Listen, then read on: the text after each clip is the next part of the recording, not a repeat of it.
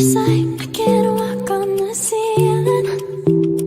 Oh yeah, got me dreaming, dreaming in colors I never dreamed. Oh yeah, I let you in deeper than I let anyone else before.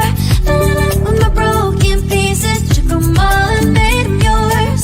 Didn't know what my heartbeat needed, skipping out, no I can't keep score. When I lose my breath, boy, you got me breathing.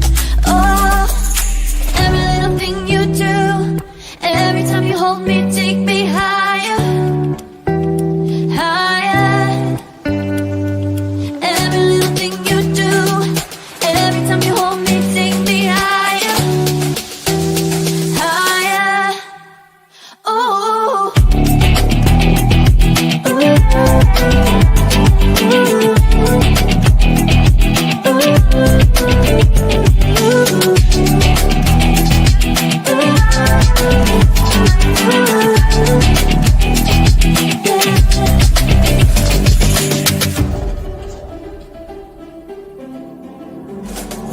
magic. No, I'm never letting go. Now that I have it with you. When you kiss me, it's like the stars fall out the sky onto my heart to cover up what I don't wanna show. I let you in deeper than I let anyone else before. Filling up with my broken pieces, took them all and made them yours. Didn't know what my heartbeat needed, skipping out, no I can't keep score. When I lose my breath, boy, you got me breathing. Oh, every little thing you do, every time you hold me, take me higher, higher. Every little thing you do, every time you hold me, take me higher, higher. Oh, you take me higher, you take me higher, baby, you take me higher, you take me higher, baby, you take me higher, you take me higher, baby, you take me higher, yeah, you take me higher, baby.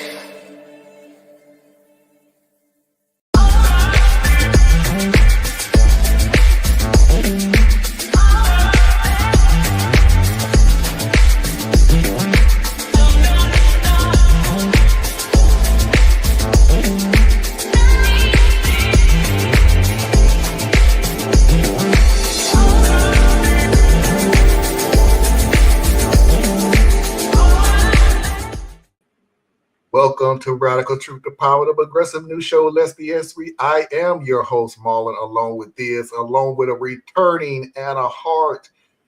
On today's show, if you wasn't here yesterday, I'll explain the concept. One, still not in a great mood. So that means I don't have no videos for the first hour because I don't want to. What we're going to do is, instead of making comments about a video that I put up, we're just going to talk. We're going to vent or, Anna's still not on. Oh, Anna, if you can hear me, you frozen and not moving. But anyway, so we're going to get everything out of our system as much as we want.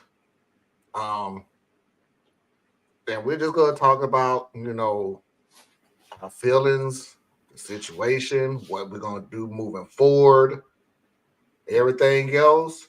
Everybody that's watching the show can do the same thing. Let me take Anna down. Everybody that's making comments can do the same thing. All I ask is that you be respectful. And we can get through this, but this is your, I don't even know what you call it, just your rant pad. I don't know what you want to call it, but okay. Now that's better. Yeah, that's a whole lot better. Okay, say something though. Okay, I apologize. My internet is acting really crazy tonight. Okay, so far? Yeah, You look great. yeah, I got it. You're clearer. You're not up here to the camera. You're looking good. I tried another device to, yeah, I don't know. Internet is doing a thing tonight. That's okay. What? The part that you missed was the first hour. It's just going to be a ranting moment. We're going to get all our feelings out. We're going to get all that what we're going to be doing moving forward. What we would like to see. Just vent as much as you want to. You ain't got to. If you don't feel like doing it, don't worry about it. Trust me, I got plenty in me right now. I can take up a lot of time. Okay. But if you don't want to, that's fine too. Totally, completely understand. Um, the second hour, if last night I said I'm not going to change anything because there's some videos that I wanted you, Anna, to see, so I didn't want to change anything.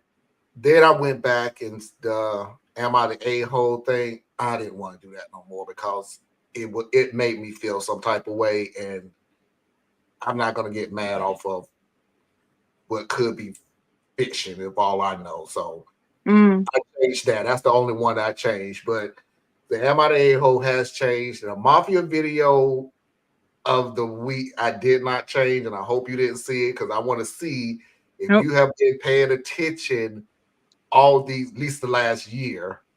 And that's all I'm going to say is, have you been paying attention? Because that's how I gave it to everybody else. The positive story of the week is just funny. Is not something that just has to be positive. It was just funny. And Fosse's videos of the week hasn't changed, but it did give us a good discussion. The Fosse's videos of the week. So that's it. Let's see who we got there. Hey, looking forward to the conversation tonight. Without Uncle, let's get this party started.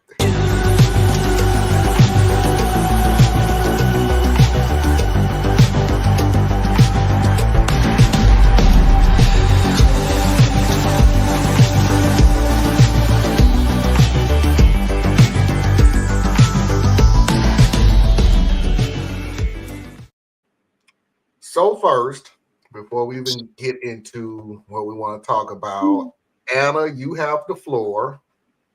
I have the floor. Because you wanted to explain what happened last night, even though I really don't think you have to, but you think it's important. So go ahead and you have the floor. Yeah, it is important to me to explain what goes on in this brain sometimes. I am surprised that I didn't let much shine through to the camera. I started having spasms about halfway through the first hour,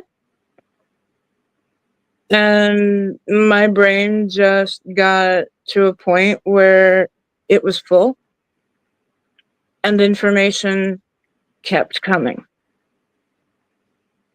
And then the conversations, when they start to braid in, my brain has a lot of trouble picking out that, okay, this is, or it had trouble last night picking out, this is not the story, this is commentary.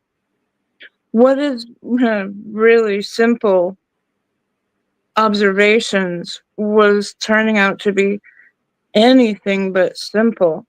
There were a couple of times that I tried to open my mouth, nothing happened, nothing would come out. I basically needed to turn off everything and go to sleep for a little bit. Like, everything was just completely overwhelmed. My nervous system was a wreck by then. It had been a long and a busy day for me. And so today I made sure that, one, I got a lot of rest. Two, I got some good food with some electrolytes and stuff in it, so that I'm a little more. I'm taking better care of myself today than I was yesterday. So yeah, it is, like I said, it's important for me to explain this is what happens, because it is a mission of mine to show people what it's like to live with neuroborreliosis. This is bacteria that's swimming about in my brain, and it can cause everything from a little misfire to a complete volcanic shutdown. So you guys saw the more calm volcanic shutdown. So because you had been a part of it, but I want you to also know, like, there is absolutely no blame that does not go to the bacteria. You know, they are the not welcome little buggers. They are the cause of what goes wrong.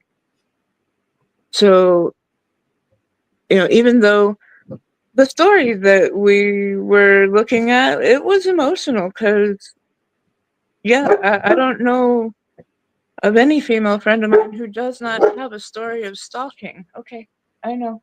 I'm a little eh. So, yeah, I just wanted to explain. Thank you for the floor.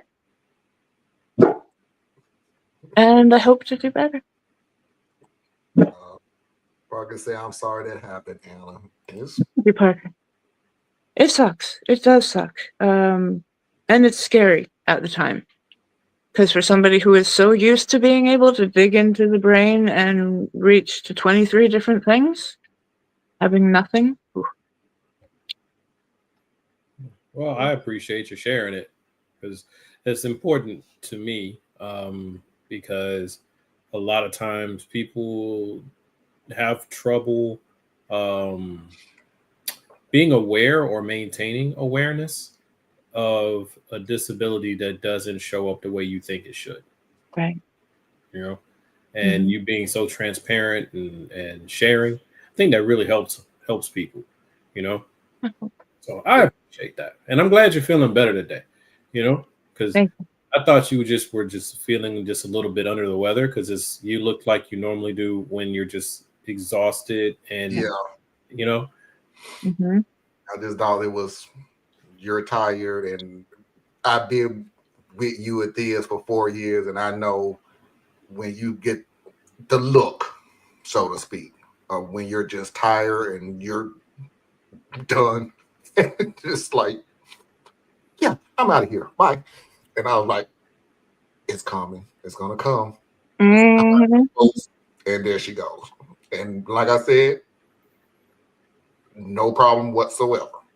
I am never going to force you two to come on a free show. For now. For now. Still don't know how much you're going to get paid, but someday. Mhm. All right, Thea, so you has the floor. But I ain't got a whole lot, man. I guess one thing I would say, I don't know, are we already kind of like in our talking and sharing and all that good stuff, or is this just, hey, I'm having a pretty good day, everything's all right, I don't have much to report? We're going back to the talking and the sharing and the, Oh, okay. So it hit me a little earlier today. Like I think I mentioned this yesterday. You know, everybody's kind of going through their process of everything with, you know, the change in recent events and stuff. And grieving and processing looks different to different people. Mhm. And I am notorious for being very sensitive to people, but being incredibly impatient. Right. So it hit me. I was like, you know what? It's not that I'm not grieving. It's just that my way of grieving is different than other people's. Right. So, like, I was really upset because, you know, I saw what was coming. I've been saying what was coming. I've been saying it for years. But I mean, I'm just one small voice shouting into a vacuum. So got to keep that in perspective. Plus, hundreds of years of history tells the tale, right? And so I wasn't surprised. I was just disgusted, right? So because I was just disgusted and I wasn't surprised, I was able to say, you know what? I'm going to grieve for this long, right? I'm going to be upset for today. And then after that, I mean, I'll still be upset, but I'm not going to be rehashing and sad and no. I had one day. I gave myself one day. And that's fine for a person like me. What I have to keep reminding myself is that's not how most people are. So I apologize and don't apologize to all y'all out there, right? Because I get it that some of y'all need more time. I do. But I am a very impatient person. And I am a let's get to it type of person. So at the same time that I'm aware you need your time, I don't understand why you need as much time. So I'm already on like phase 2 while you're in phase 1. And I'm like, it's okay for you to be in phase 1. That's what my mind says. It's okay for people to be in phase 1. But it's really frustrating because I'm in phase 2 and there's not a lot of people out here with me. Right. Mm-hmm. So I'm trying to drag people into phase 2 and they're not ready for that, But could it be a underlying tone that, and for lack of a better word, fear, but I'm pretty sure there's a better word for it. Fear that they're on no phase at all, since it's shown in the past that they're not on any phase. They're just in the woe is me mode, just like they have been in the past. There's still no planning is gonna come. You froze for a second there, so say that one more time. Mm-hmm. Yeah, I thought it was you that froze, but it was me. Yeah. So now all I was saying was that is a phase. The process of grieving has like denial and anger, inaction, sadness, and it's like all these things are in there, right? Yeah. And I am, and even though I am far from being anywhere near being knowledgeable of this stuff, I am one of those people who believes that people have to go through them, and so it's like cognitively, I get it, I really do, but it's hard for me to hold on to it because I might be in a different order in my process, right? So I don't like feeling helpless. So I'm always in go mode, right? I either don't care about it or I care too much about it. I don't wallow in something. It's just that upsets me more than whatever it was that originally upset me. So people who I think are just kind of stuck in their woe is me right now, yeah, that annoys me. It's always annoyed me, but that's because I'm an android, right? So I get people need their time. I just don't understand why people need as much time as they do. But I also understand it ain't up to me, right? Mm-hmm. So it's like all of that's happening in my head at the same time. So yeah, will this be the shock to the system that makes people start to organize and galvanize and all that? I'm gonna tell you right now, no, it's not. The American people have a tremendous capacity to adjust. So what's going to happen, what is happening right now is the shock. You got the celebration on one side, and then you got the shock on the other side. So everybody's really acting outside of themselves. And then they're going to start to settle in. And it's not going to be as bad per se as we imagine it to be, because it seldom is as bad as you think it's going to be. but it doesn't mean it's not going to be bad. So there's going to be a tendency I see within my community, which is where I am centered, and where I'm even more centered in now than I was during the election cycle. I'm just back where I was before the election cycle, honestly. That's just what it is. But we're going to have some struggles because within our community, we are not on the top of the list of those who are to be isolated and punished and treated disrespectfully and unfairly. We're going to deal with a lot of racism. We're already dealing with a spike in racism right now. But as far as direct, hard impact, we're towards the end of the line. Okay. Trump did not spend much time insulting and attacking us. He did some insulting, but he didn't really attack us. Right. So what we're going to have to deal with is a lot of that apathy and a lot of that ambivalence that you think that you're safer than you are. But it's just that we're fourth in line instead of being first in line. Like we're used to being first and second in line. And here we're fourth. So you're watching the same power dynamics that always play out yet again. Well, he ain't talking about me, right? That kind of thing going on. And it's true. They're not talking about you until they get to you. Right. In the meantime, I'm more concerned about us because we have work to do. Right. I don't think we're in a position to exercise leverage, and our cohesion is in total disarray. There's just things we have to do as a community to become a community. And that's where I want to spend my energy. Yes, I have a lot of talents and skills and mindsets that would allow me, I think, to be very effective working across the different ethnic groups, working across different interest groups and things like that, because I can see them. I just don't feel like spending my time there because right now it's like we got to get stronger so that when we come to the table, more empowered and more as equals, as opposed to this big fractured group just showing up at the table, right? I'm tired of us doing that. But at the same time, there's that part of me, man. And I'm sitting here like, if things start happening to the Latino community, it's going to be loud. If things start happening to the Black community, it's going to be loud. When things start happening to women in general, it's going to be loud. But when things start happening to persons with disabilities, it's going to be real quiet. Yeah. When things start happening to just other groups, right? Like you have big Asian, but then there's most of the Asian community is very vulnerable.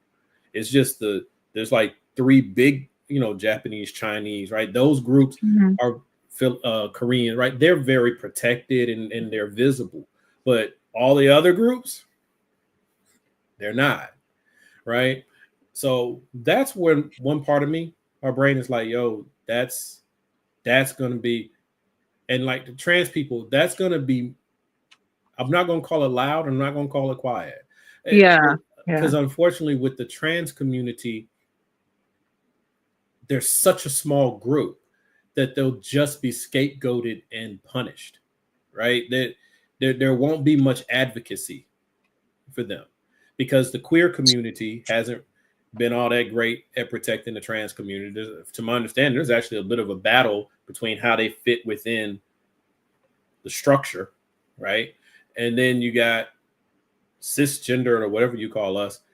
We're just a bunch of assholes. Sorry, first hour, apologize.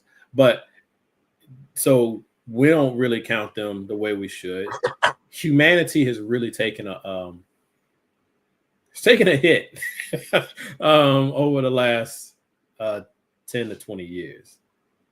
But yeah, that's kind of, but I need to yield the floor. So okay, then I'll take this one. I'm not sure if you heard, but Inauguration Day is also on MLK Day this year, January 20th.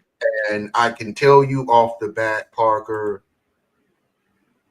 since Jan 6, try not to say that fast, since the insurrection, I'm not shocked at anything these people do ever.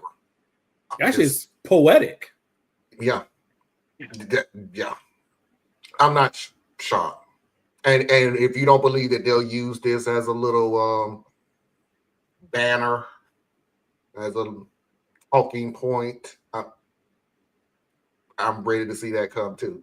I'm not shocked anymore, ever. This is why I'm saying that I can't get mad at the enemy for doing enemy things. It's like, why are you so upset or shocked or you can't believe? This group has shown you that they're willing to do whatever it takes. Shattered realities, bro. Well, poor baby. No, They've shown you there. I'm sorry, Theus. I'm not saying that they did small things here and there.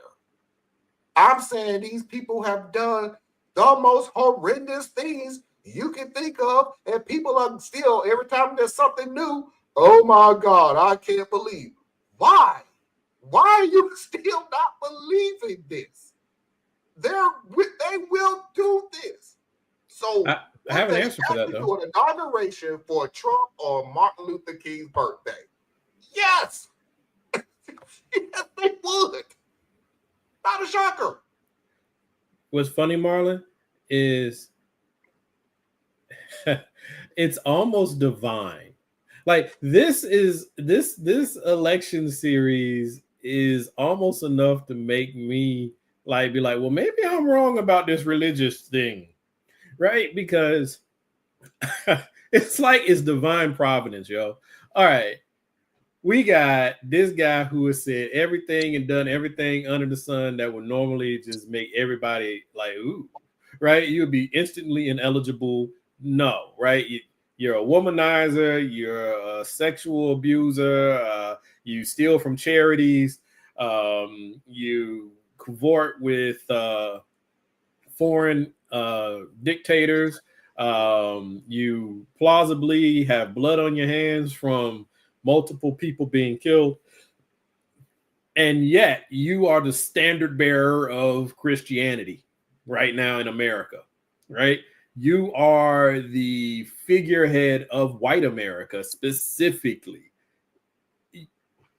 and you've been shot at. They've tried to bankrupt you. They kept you in court as at the same time you're running for president. And you're still rich and you're still popular and you still, it's like, if you really kind of look at it, now this is where people really ain't gonna ride like where I'm about to go. You really look at it, he might be God's man. It's just that we don't understand God. You know what I'm saying? Like there's people who think, right, well, God's just using him to usher us towards the end days. Okay, those people, maybe you're right, maybe you're wrong. I don't know. But I'm looking at who keeps winning across human history. It's bad guys. So, what we call the bad guys. Mm. So maybe God's on their side. Maybe they're meant to have dominion. This is a thought exercise. I'm not saying this is what it is, but I'm just saying maybe they're the ones God is repping for. And we are going against God's plan, which is why they keep conquering their enemies. Because God said they're supposed to have it. I'm just saying, if you flip this bad boy over, it's sitting right there in front of you, right? But then the other thing you were saying, I share your frustration with the masses. But I understand, right? And that's probably why I get so annoyed. It's because I understand. If I'll use the no, I'll stick with this because the other one will probably piss me off. All right, so if you're in a situation, huh? I was gonna say it's your thought, so I don't I know what's know. gonna piss you Hey, off. this thing up here is loud and it's constant. You think I talk a lot with y'all? Yo, this is always on. But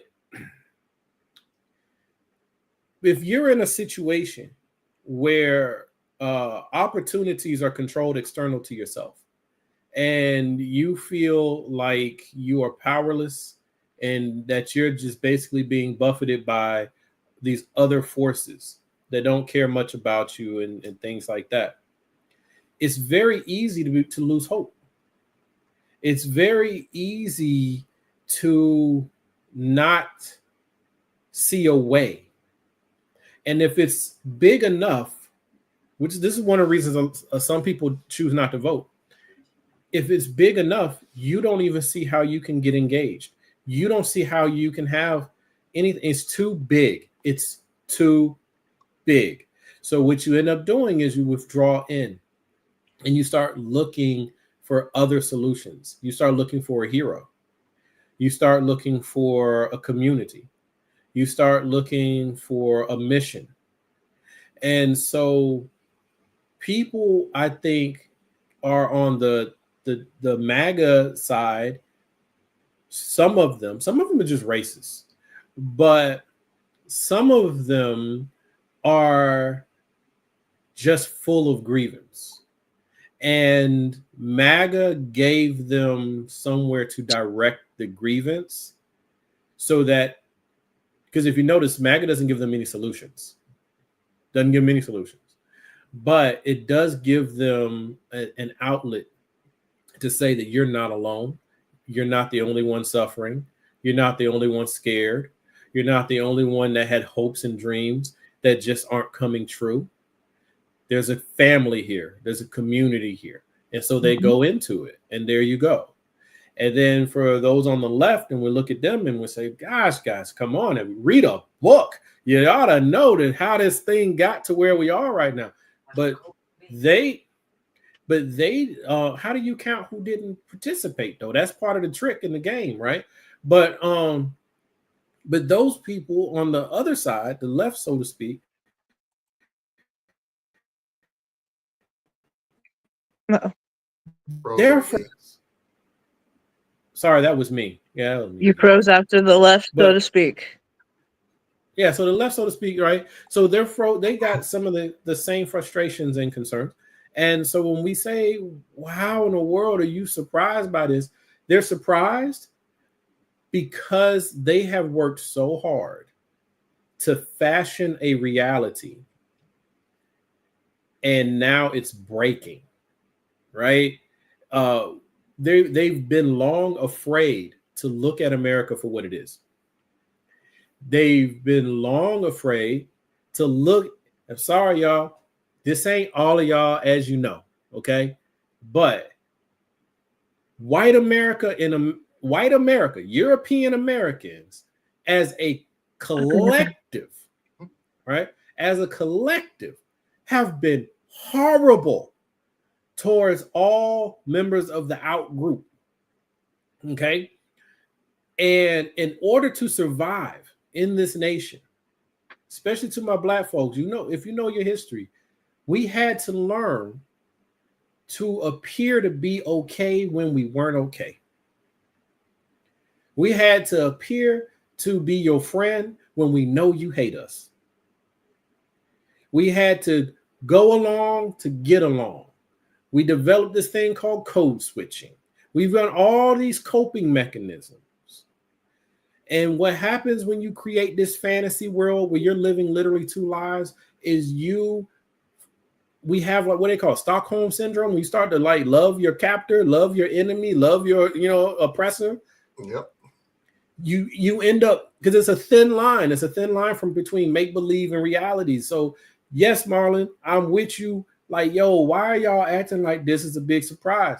But it's because they didn't want to see it, bro. They didn't want to see it. And now they're being forced to, and they don't know what to do with it. They don't know what to do with. They don't know what to do with their white friend that's been their homeboy or their homegirl since they were 8 years old.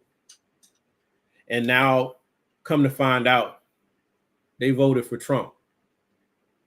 There's a big conflict there. Dissonance hits. Well, wait a minute. We used to go to the game together. We went on dates. We went on double dates, and we you know what I'm saying? I broke my leg and you carried me home, and you know, I eat at your house, you eat at my house. I call your mom, you call my dad, right? And yet you vote for someone who is okay with my oppression and my degradation. That's hard, bro. And people are running into that right now. They don't know how to handle it. You know? All right, Hannah, what you got? Well, I have a couple of things. So, one thing that in my locality, the queer community is doing is we are trying to get over the internal BS and to say, if you come after one of us, you come after all of us. And so there is a push, a very vocal one where I live, for people to do better just within our own sphere, our own existence. As a woman, I feel like my time for the oh my god, I can't believe it, that came and went with Roe.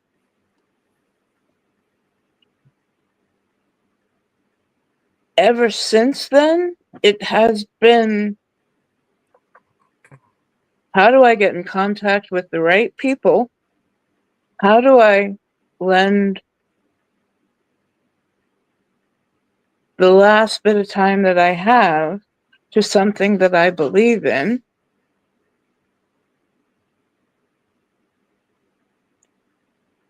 You know, I figured out how to do that, and this has just made me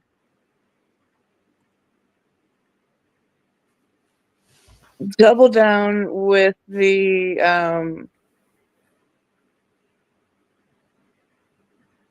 preparations.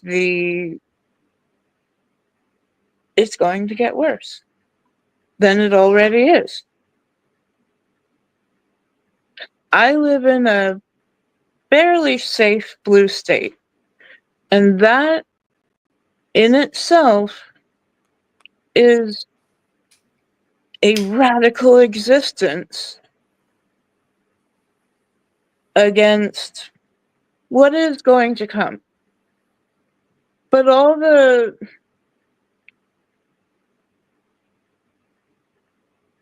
I had maybe a moment of, wow, yeah, you're showing your whole bum, America.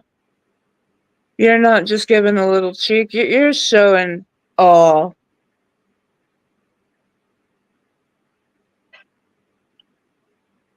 There was no other appropriate response for me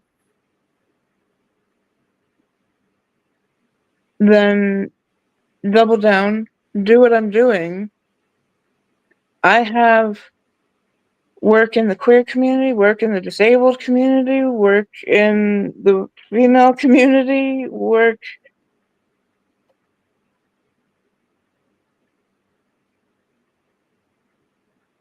and then coming here and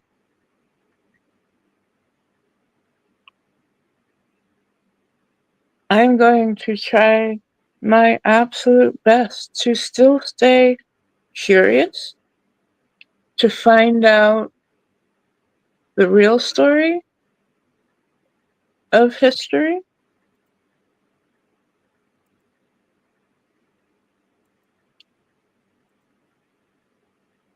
The other thing was that for me, again, I can only give you a personal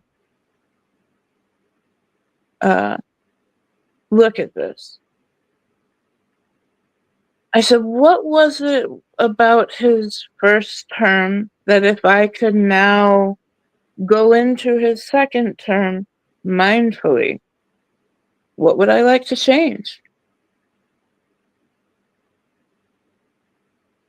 And I immediately said to myself, I don't want to be so captive to what he has said every day. I have had, I think, a few good years of advocating for that position within my family to say, look, it does not matter what he says, every little quote. It does, we don't have to take that in. We will still be aware of what's going on. Sure, we will still hear a lot of stuff. I can't do my kind of work without staying somewhat current. So I can change very much how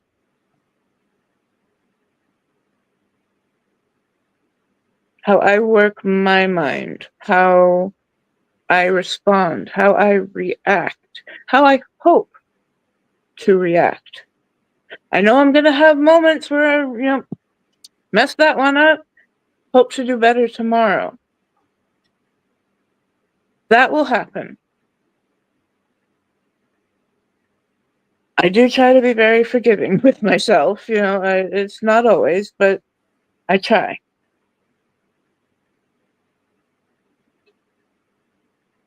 But that a whole next generation of my family, I still want to bring them up to be the absolute best people that I can help them be. That will still be a main driver in about everything I do. I have had some serious talks with my nieces, especially. Not that the talk isn't there with my nephews, but they're the ones who are feeling right now vulnerable.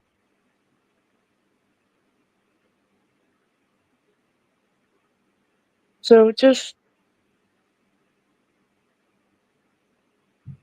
all I can do, try to keep one foot in front of the other and keep going.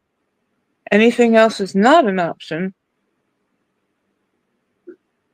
Right now, it's not an option for me to leave. It is not an option, and it never has been an option to lay down and give up. I didn't do that when I got ill. Not doing that now. And That's I one thing really I love about you, Anna. You're full of light. You know what I'm saying? I love that. That doesn't mean that you don't wrestle with the darkness. It doesn't mean that you don't have your up days and your down days.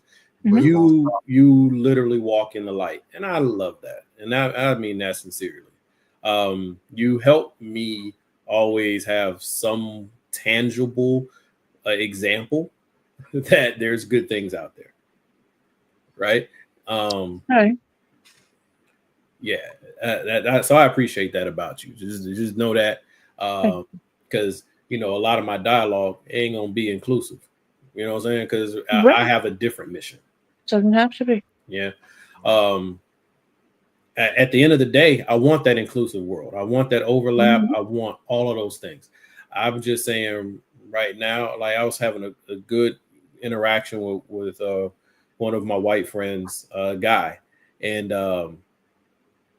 it's like I was trying to explain. He understands a lot of things. Smart guy, but I was trying to explain to him that while he can speak of hope, and he can speak of let's get through these 4 years, and he can speak of how people who voted for Trump They're not necessarily bad people and things like that.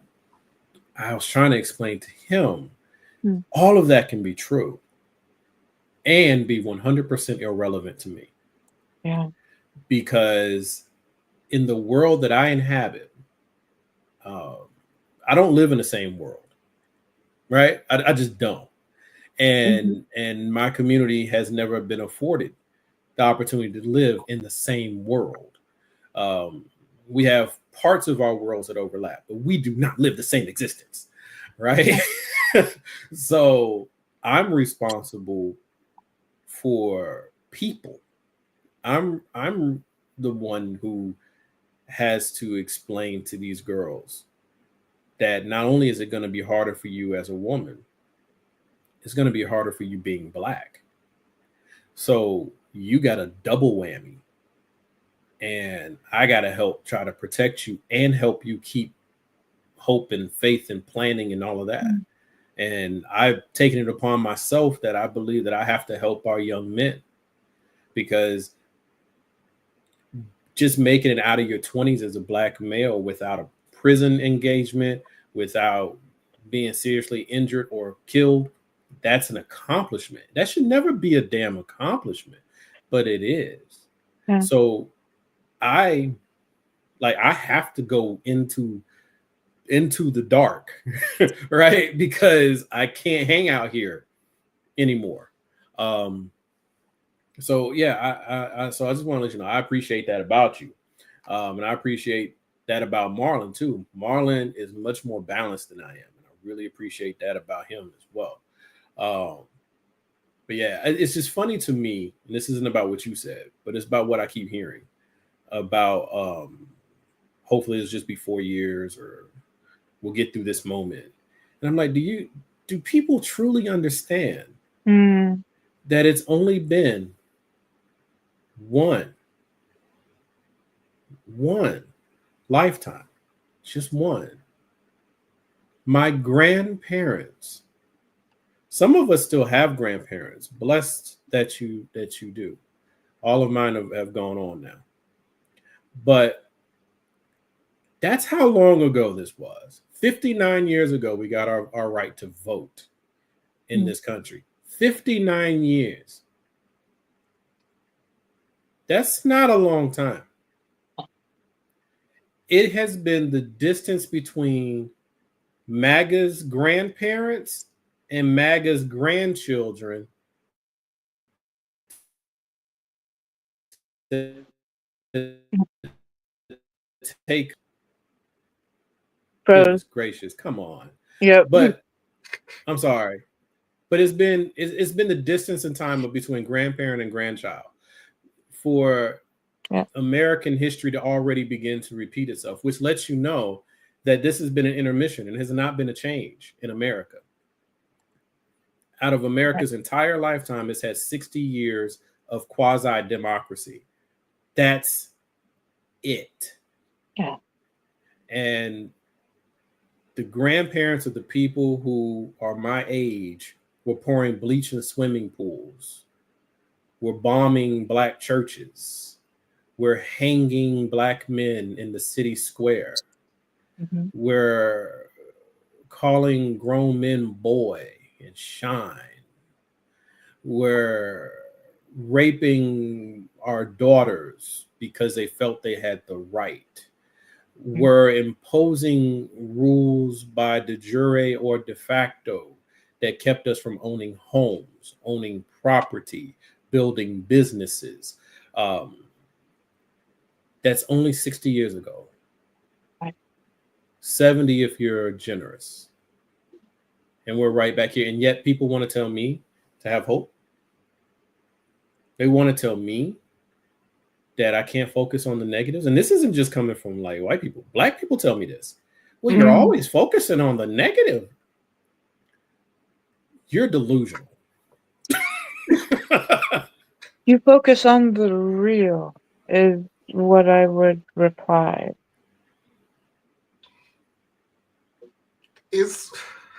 I'm sorry. And that's something I've always appreciated about you, that you have not been You've not tried to make it light.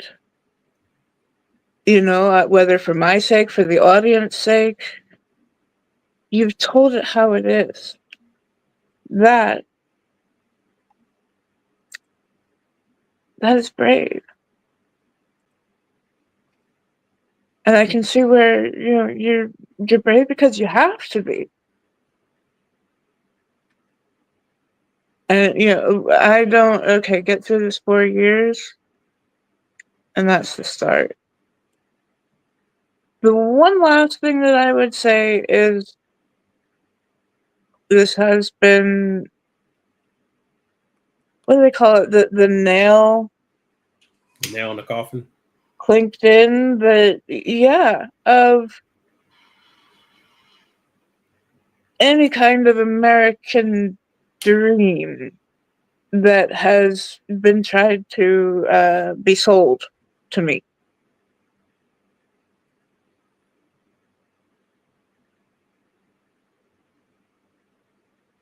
I had a feeling growing up that y'all weren't telling us, not you guys, looking past you, y'all weren't telling us the whole truth.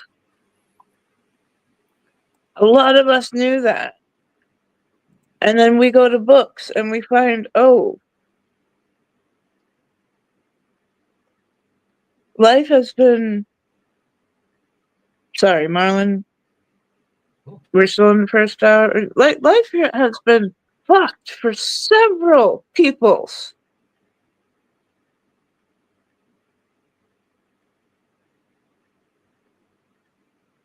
I'm vetoing the first hour, so go ahead with the cousin. Thank you. And that's part of what's really, once again, I study what I view to be my adversary. So when I say that I have understanding and all these things, I do, because I care about people. I care about humanity. I want everyone to have a better lived experience than they presently have. Wherever you sit, high or low, I actually want more for you. Yeah. But I live in this land. It makes me think of Malcolm when he came back from his pilgrimage. Yeah, I understand humanity and brotherhood, and that you got to look past race, and that race is literally secondary or immaterial. But I'm back in America. And in America, race is king. Mm-hmm. So I have to focus on it, because I'd be just as dead from a racist as I'd be from somebody who just hurt me on mistake. Just as dead, right? So it's so maddening, but it's also, as James Baldwin will often try to point out, is that there's a cost to European Americans as well. And part of this white lash that we're dealing with right now, we've seen it at the end of slavery. We saw it at the end of Reconstruction. We saw it at the end of Jim Crow. And then when Obama was elected, it reared its head again. And that's why when people say, well, let's get through these 4 years, it actually annoys me, because you think it's been 4 years. It's been since 2008. You know what I'm saying? Like, y'all been flaring up since 2007, 2008. Mm-hmm. This is a continuation. This isn't just a 4-year aberration. And why I think this particular backlash is happening right now is because the American dream that has been sold to white America is falling apart. Mm-hmm. And they're reacting to that. The racism, sadly enough, is secondary. That's why so many European Americans can get into MAGA that are not racist, because the racism is secondary. What's primary is America lied to them. America said, you're entitled to this standard of living and that everything will be fine. And this is your country and white picket fence and everybody gets a dog and everybody gets a job. And then they're like, wait, whoa. You're outsourcing my job. We got trade deals that took the businesses out of my neighborhood and my communities. Kids can't afford to go to college. That's supposed to only happen to the other people. It ain't supposed to happen to us. My kids can't go to college, right? And they're reacting to that. And whenever they do that, racism comes up because it's easy to. Racism is easy. It always will get you a reaction. It gets the anger out and all of that, you know. But that's why I think that this particular backlash is happening right now. Because America has failed its people, and European Americans were just fine on whole. Not because there's always been allies and good people. Don't get me misconstrued, right? If all people were bad, then America would have been way worse. Right. But you're having that situation where America lied to these people and they're reacting to it. And they were just fine as long as America was lying to me. But not when you're lying to them. And so here we go. But you know, Marlon, I'm sorry, bro. Oh, no. Okay. First of all, I enjoy these conversations when Diaz and Anna is talking because I absorb so much of their energy. That's why I love having them both. That's why I love having a full panel. If it doesn't come off that I don't, or it look like I'm glassing over, it's because I'm taking in everything you both are saying. And I just want to say this. And this is just my opinion. You get something from it, cool. If you don't, cool again, whatever. I should not have said get through the next 4 years. Because that's why I pointed to the thumbnail that I have on there. That I don't want to see the world burn. I'm just accepting the fact that something, the world's going to burn. So what I'm saying is, I'm not going to say get through the next 4 years. I'm going to change that to survive the next 4 years and try to get through what happens afterwards. Because the next 4 years is not like bad, terrible, outrageous, outlandish, destruction, and everything else, which it is. But I don't want anybody to be delusional to think, Trump is out of office. All right, back to normal. No. Project 2025 is the reason why they wanted it to be able to extend past Trump. Yeah, because I want to say Adolf, he didn't come right in and rip stuff up. No. It took him about 3 years, I think it was, for a lot of his stuff to really start kicking in. So what I would say to people is, stop thinking about these 4 years. Stop it. First of all, I don't know how old boy has made it this far. Given that he might make it quite some time. I don't know. He's somehow charmed. But I hope he finishes his 4 years. Because something happens before the end. Yeah. Exactly. Yeah. That's the future. See, So it's like when people are thinking that this is just another bad election cycle. No, it's not, or it might not be. When I can't remember, how was it that it came to be? Oh, yeah. Reconstruction started at the end of the Civil War under the stewardship of Abraham Lincoln. He had plans for how he was going to integrate the freed slaves, and he was going to reattach the South to the North, and then they murdered him. And the moment he was dead, the guy who came right behind him he ripped it all out. Mm-hmm. And that brought us into the death of Reconstruction. And then you look at what happened coming forward with the Civil Rights era. What they wiped out the Kennedys, they wiped out all these people, and then we had that chaos. So it's like this isn't just another bad election cycle by chance. It could be the beginning of a new Jim Crow. Yeah. Because they got the right to make any laws they want to. They got all of the government. Do you think there will be a massive protest right when he takes office, similar to Women's March the day after Trump inauguration? I certainly hope not. 17. I strongly advise you not to do that. But at the same time, I don't know. I mean, I've been told I don't control people, so yeah, I for me. Well, so here's the thing. There's one train of thought which I do understand and agree with that says you do not unilaterally give in, right? You don't begin to comply before you were even being demanded to comply. So I get that.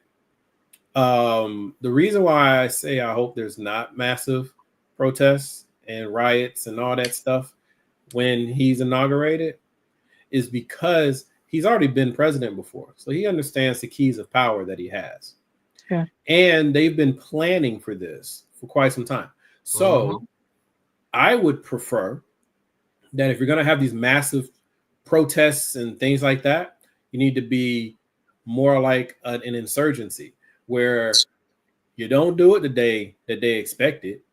You do it when it makes the most kinetic value for you to do it, right? So that might be 3 days after he's inaugurated. That might be a month after he's inaugurated. I don't know, because I ain't with that stuff. That's not my move. But if you do these things on the day of, it's predictable, it's expected, and it gives him an excuse. What he wants more than anything else, I believe, is to go ahead and say, look at all this chaos. We have to put in martial law.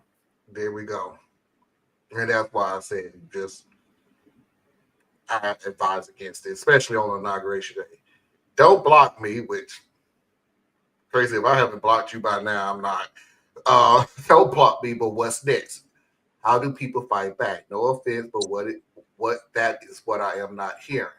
Well, I'm going to tell you one thing, Tracy, what we've been saying for years. Come up with a plan first. Would be the first thing. Come up with some type of plan. I'm with this that I can't. Well, I'm with Foxy, who told me you're back. You're back, Theus. Okay. He froze for a second, Anna. And Theus, you don't understand this. When you freeze, for some reason, the words are still like saved somewhere. So you'll freeze and then you'll come back, but the audio will say everything that you were saying really, really fast. Oh, yeah. So it's like, sorry about that. It's like it's great entertainment for me because I try to read your lips and try to figure out what you just said. So I don't know. Keep up the good work. I don't know what to say after saying that. But my point is, the best thing that we can do is, what is it that we want? And what plans are you willing to do to get what it is that you want? What we have an issue with doing is, this is what I want. Time to go feed the dog. That's it. That is literally your plan. This is what I want. Time to go water the plants. And what it feels like to me is This is what I want. Now, where's that man on the white horse coming over the hill to give us everything, to be our savior, to give it to us? I'll do you one better, bro. Leading into this election, those who decided that they weren't going to vote at all, or decided that the best use of their vote was a third party, right? These are your rights. These are your rights, and you exercise them according to what you felt was best. Now, like I said to all of y'all before we got here, you need a plan before now. Right. We don't need to come up with a plan. I want to know, because see, y'all knew better. Y'all knew better. Y'all knew that this wasn't going to be that bad and all that stuff. And we survived the first one. We can survive the next one. And I can do a protest and all that. Cool. Bet. That's in the past now. Can't go back to that. But that means you should have had a plan for me. What is your plan for me? Right? Because this is similar to when I used to have those debates with, I can't remember the gentleman's name. And even if I could, I'm not going to say it. But we would have these debates. We're talking about like revolutionary stuff and burn it all down and let America fall and all that. Mm-hmm. And then I'm sitting here saying, if you understood, once again, I'm using Malcolm X's terms. If you understood what that term revolution means, you wouldn't use it. Right? So I kept saying, before you go and burn it down, we need supply lines. We need businesses that can keep people fed. We need grocery stores that can keep food on the shelf. Medicine. We need ability to have medicine stockpiled and ready to go. We need to make sure that the kids and the women have a way to get to safety. We need military arms and training. We need discipline and cohesive networks. We need the Underground Railroad, so to speak, in the new age form. We need all of these things before you decide to go to war. But a lot of y'all knew better. This is your plan. This right here. This is your plan. My plan didn't work. My plan failed. Right? My plan was vote for a Democrat so you have more time to organize and fight against the system. I lost. You won. So now that y'all won, y'all tell us what to do. Right? Because my plan ain't going to be too attractive to most people. My plan is bunker mentality. My plan is it's too late for my generation. It's too late for my parents' generation. We are subject to whatever happens. If your job decides that DEI is a problem for them and they just want to fire your black ass just because, they can do it because ain't nobody going to push back against them. Trump's DOJ will not prosecute. Okay? Our elders, our people who deal with physical disabilities and mental disabilities and have medication needs and have specialized care needs, and they lose their coverage because pre-existing conditions has been promised to be removed, and they do it because they can, because they own the Affordable Care Act now, and they can keep the Affordable Care Act and get rid of pre-existing conditions, get rid of the ability for your children to stay on your policy till age 26. They can get rid of both of those and still keep the Affordable Care Act. What's the plan? Medicaid? The red states already hate Medicaid, right? they already hate it. So that means our children won't have medical care.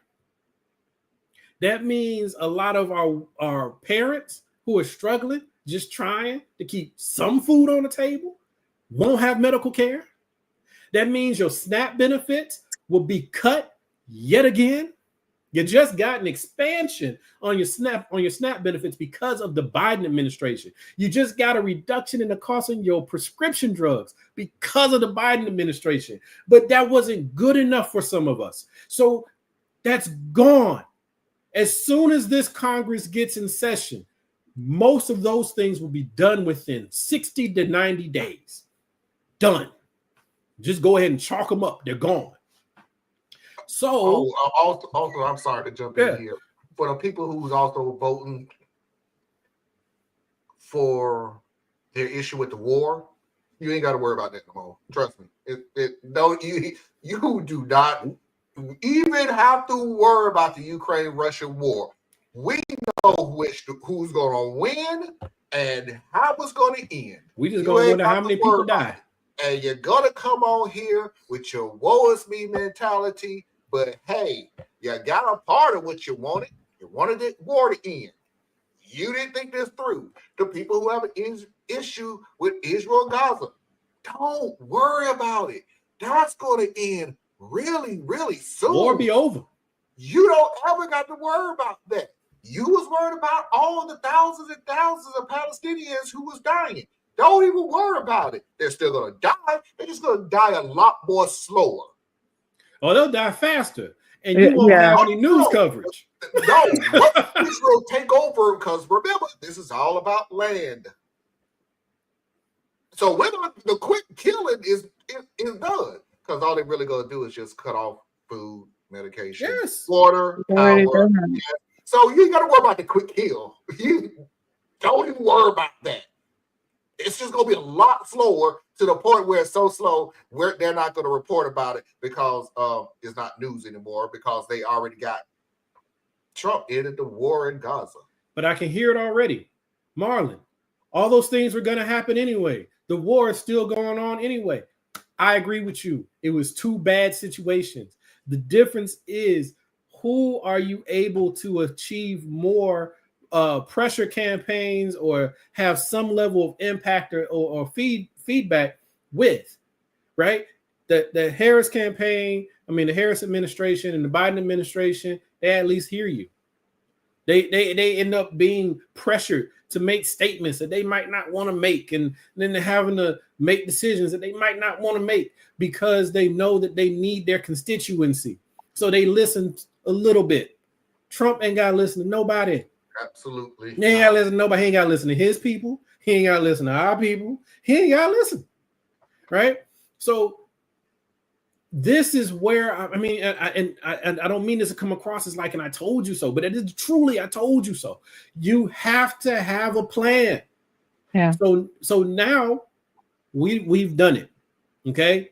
We went into the neighborhood and we said that this neighborhood looks terrible. Bulldoze it all down. All right. The government ain't going to fix the houses. Just knock the houses down. But what we didn't bother to do is go and check to make sure nobody was in those houses. We didn't bother to go and see if there were like rat infestations inside of these houses. So when we knock the buildings down, the rats come out and the people who were seeking shelter in there, they die and all these things because you didn't have a plan. So now here we are in the midst of, well, it's not even the midst. It ain't really started yet because Biden's still president. But the chaos is on the doorstep. And how do we fight back? I think that's a fair question, Tracy. I really do. I think it's a very fair question. I just think that was a question that should have been asked before people made protest votes. I just, 0.1% voted third party, and then we got the people who say they didn't vote at all and all this different thing. The reality is, and this is what I would definitely give you, Tracy, white America is who voted Trump in. And a sizable part of the Latino vote. They are the ones to blame. This is on them. But that doesn't absolve any of us for what we do, right? I mean, it's still, you voted on your principles. Cool. Here we go, right? So now what I would like to hear, and I don't know, actually, you know what? I don't know if I want to hear it because I don't think it's really advisable or safe for those who seriously have plans to lay them out. Boom. That's Right. it. That's what I wanted to say. That if you are really serious about, okay, how do we fight back? You go and you look in your community. How can I help? You have to be able to say, to see that this is not going to come from those of us online. We are not going to be telling anybody that, hey, there's going to be a meeting at this place at this time. You should know about them. You should have an idea of what you want to work on and go find the people and work with them on it. Yeah, you got to do it offline now, folks. Yeah. If you can hear me, if you're out there and you can hear me, I'm not going to give you any of my real plans. I'm not. Okay. But I will tell you this. You got to go offline. Yes. The stuff you're going to hear from me online is going to be me venting. It's going to be me giving like a topical discussion of certain things, historical context of things. But as far as actual plans, you will not hear that from me online. Not at all. Right. Nope. You have to do like Anna just said. You got to go offline to the streets. So that means if you're a person of faith, then you should have people in your church that you know of. Right. You may not know a lot about them, but you know who they are. Time to strike up a conversation, right? You know, they may have to vet you a little bit to make sure you're not, up to no nonsense. But there are people in your church that have a radical mentality, who have a resistance mentality. Mm-hmm. They're good people to talk to. Connect with them. They share your belief system, and they also may have the workings of something that you can believe in and tie into, right? The keeping it really high, the food kitchen that a lot of churches have, the pantry, that's one way of resistance. Because what the Republican Party, what the conservative movement believes, and this isn't me saying a negative or a positive about them, this is just their belief system. They believe that charity is not the job of the government. They believe that charity is the job of the church. So it's going to become much more important for your churches to be well-funded. So that means, hey, if you got to start paying your tithes and your offerings out there, folks, because they're going to be the ones who are running your soup kitchens. They're going to be the ones that make sure that you got groceries. They're going to be the ones helping you with utility assistance. They're going to be the ones helping you with rental assistance. That is all coming back to the churches to do. So if you are a person of faith, get in with your church, find out what you can do there. If you're not a person of faith, then start going to civic meetings and go hang out at the barbershop or hang out at the salon or wherever people go. I don't know where folks go, but you need to start doing that. Find like minds and do things. This isn't about building an army. This is about just being able to help each other make it through, right? The time for building a real movement in the public, that was, 3 months ago. That ended, right? That ended last week. You don't want to do your organizing online anymore. Don't do it. Please, y'all, don't do it. All right, everybody. That was our first hour. I think the experiment was successful. Yeah. I froze again. Oh, really?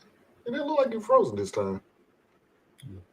But that was our first experimental just talk. I don't know where everybody's mindset is at. I don't know where everybody's heart at. I don't know where everybody's thought process is at. But just speaking for myself, I don't have that privilege to quit. So, I got to keep going. I'll tell y'all right now, I'm trying to get my money up. Yeah, I know. So get the hell out of the country. I know. All right, we're gonna go ahead and go to the second hour with Am I the A-Hole, a Mafia video of the week, a positive story of the week, and of course, Foxy video of the week. 3-minute break to reboot and refresh, and we'll see everybody on the other side. Stay tuned.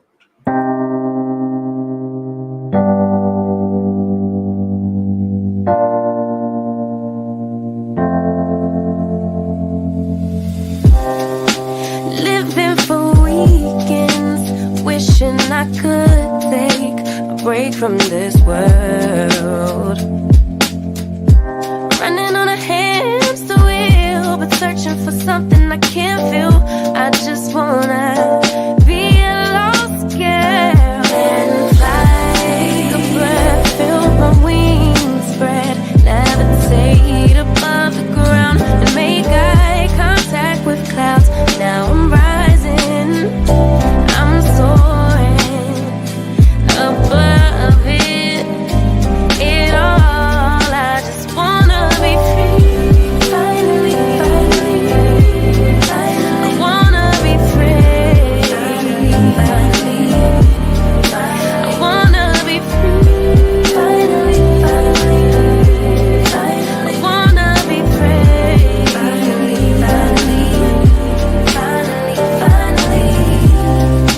I always stay dreaming, never imagined I lose my spark. Living in this crazy time, putting back the pieces of my mind. I know how to run from the dark and fly. Take a breath, feel my wings spread, levitate into the clouds. I'm so high above the ground. I'm rising, I'm soaring above it all. I just wanna be free. Finally, I wanna be free. I wanna be free. I wanna be free.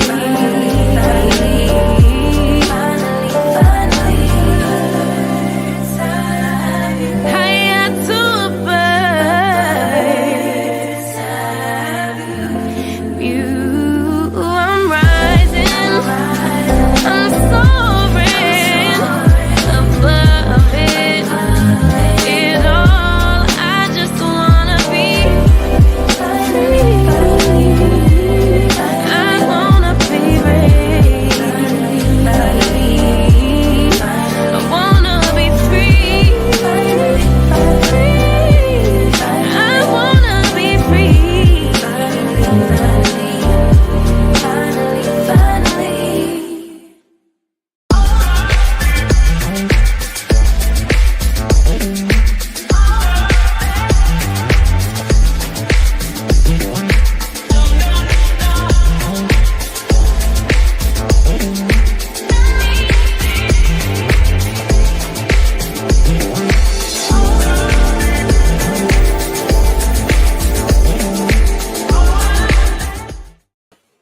We are back, and without further ado, let's go ahead and pay those bills. Please do not forget to go to patreon.com/Tracy Media Fed. Help support Tracy and all of her endeavors.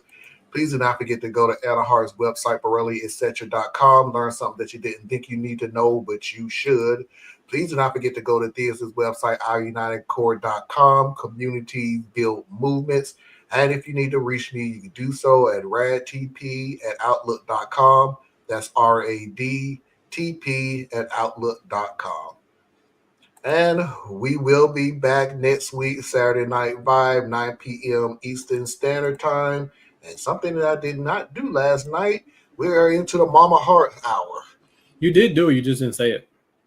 Oh, well, now I'm saying we're in the Mama Hearts Hour of the show.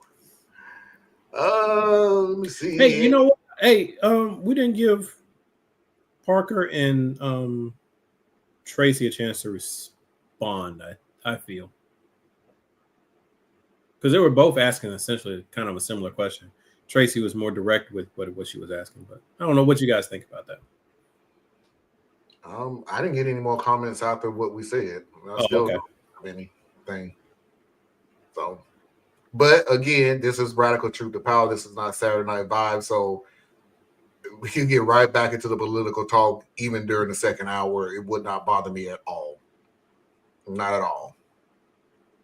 We're in so I am not going to turn Radical Truth to Power, the flagship show, the Lindsey Graham reasoning of putting this show together just so I can get to a bunch of Reddit stories. So trust me, if you want to go back into talking social and political talk, we can do so.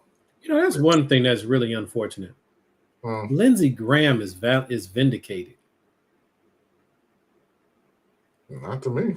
Is vindicated? He's vindicated because he basically, I don't know what the right word to use for him, but obsequience. But he's still in elected office.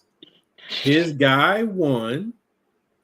He's free to continue to be a little Schmeagle, right? And for those of you who don't know, Schmeagle is like the little goblin-like creature in Lord of the Rings. But Smeagol's the good part of him. He's the Gollum. Gollum, yeah, I guess, yeah. But he plays both sides, right? So I don't know. But yeah, it's just that sucks. And Ted Cruz is back in there, and yeah, it's just America all over the place. Not we on this panel, but we as those center to left, we keep asking how do they keep on getting back in, and people want them. The majority where they live. Yes, we know Republicans do a whole bunch of gerrymandering and redlining, all that.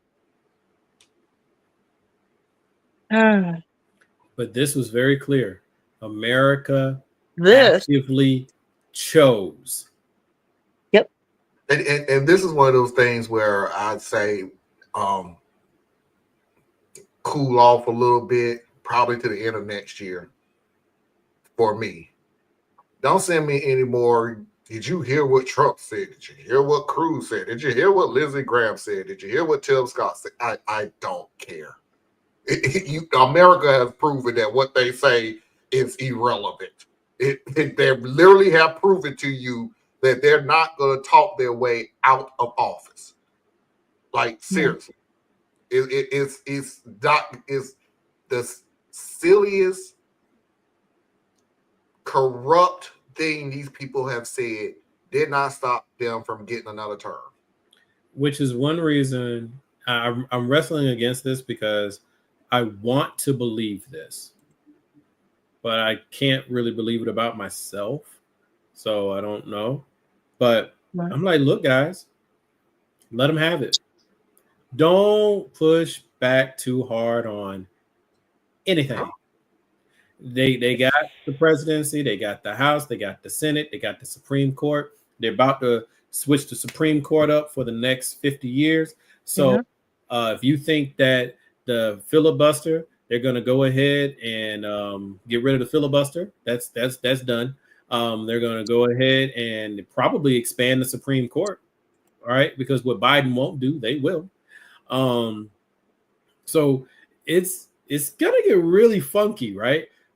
But I think that if the Democrats push back too hard, it'll seem like the Republicans didn't get to do what they were sent there to do, and their constituents will have an excuse to say that, oh, well, if you had just gotten out the way, then none of this would have happened. So it's almost kind of like, let the kids touch the stove. It's kind of like where we're at. Let the tariffs come and people lose their livelihoods, and let the crackdown and the deportations come, and watch, 50% of the Latino community supported this. So here's hope. Let them see what it's like when the Trump administration doesn't care about your status. They just care about what they think you are. And they come for you just like they come for the people you didn't care what happened to them. So a part of me says, let it happen. But then another part of me pays attention to history. And I'm like, yeah, just letting it happen is 1939. I don't think we really want that. So it's, I just don't know. There's nothing wrong with that. I don't want, when I say I'm watching the world burn, that I'm going to be. I don't want anybody to think as soon as the world starts burning, I'm going to be gleeful and pull out the whole "I told you so" card. That's not what I mean. It is. I will take no joy into seeing what's going to happen. It is. I'm not going to be coming on this show and wagging my little skinny finger, going, "See, told you, telling you for years." I might. I can't do it. I can't do it. It's me. I can't do it. Told you not to do it. Did it anyway. I can't do it. Because that's one thing I will ask people. Let y'all know right now. If y'all catch me on a conversation and you complaining, I can't believe that this is happening. I can't believe that they're doing this. I didn't vote for this. And I'm gonna look and be like, who did you vote for? Yeah. You got more energy than me. That's my only question. You can do the whole, I can't believe this is happening. Do you see what they said? Did you see what they did? I'm going to go grab my tea. No, I'm looking at it like, for real. I'm like, who did you vote for? And the reason why I'm not going to get into a whole lot more than that is because it's not safe for me either. Yeah. So I can't believe this. They're losing people's children, and there's blood in the streets, and listen to the women crying as their husbands are ripped away from their families, and oh no, they cut off my medication, and I don't know what to do. Who did you vote for? Okay.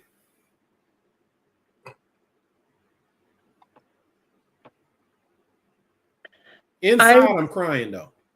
I personally, if we took all of the third-party votes and added them to Kamala, it wouldn't have been enough. I put more of the square blame on the non-voters. Parker, a lot of what Theus was saying was not aimed at you. Oh, no, absolutely not.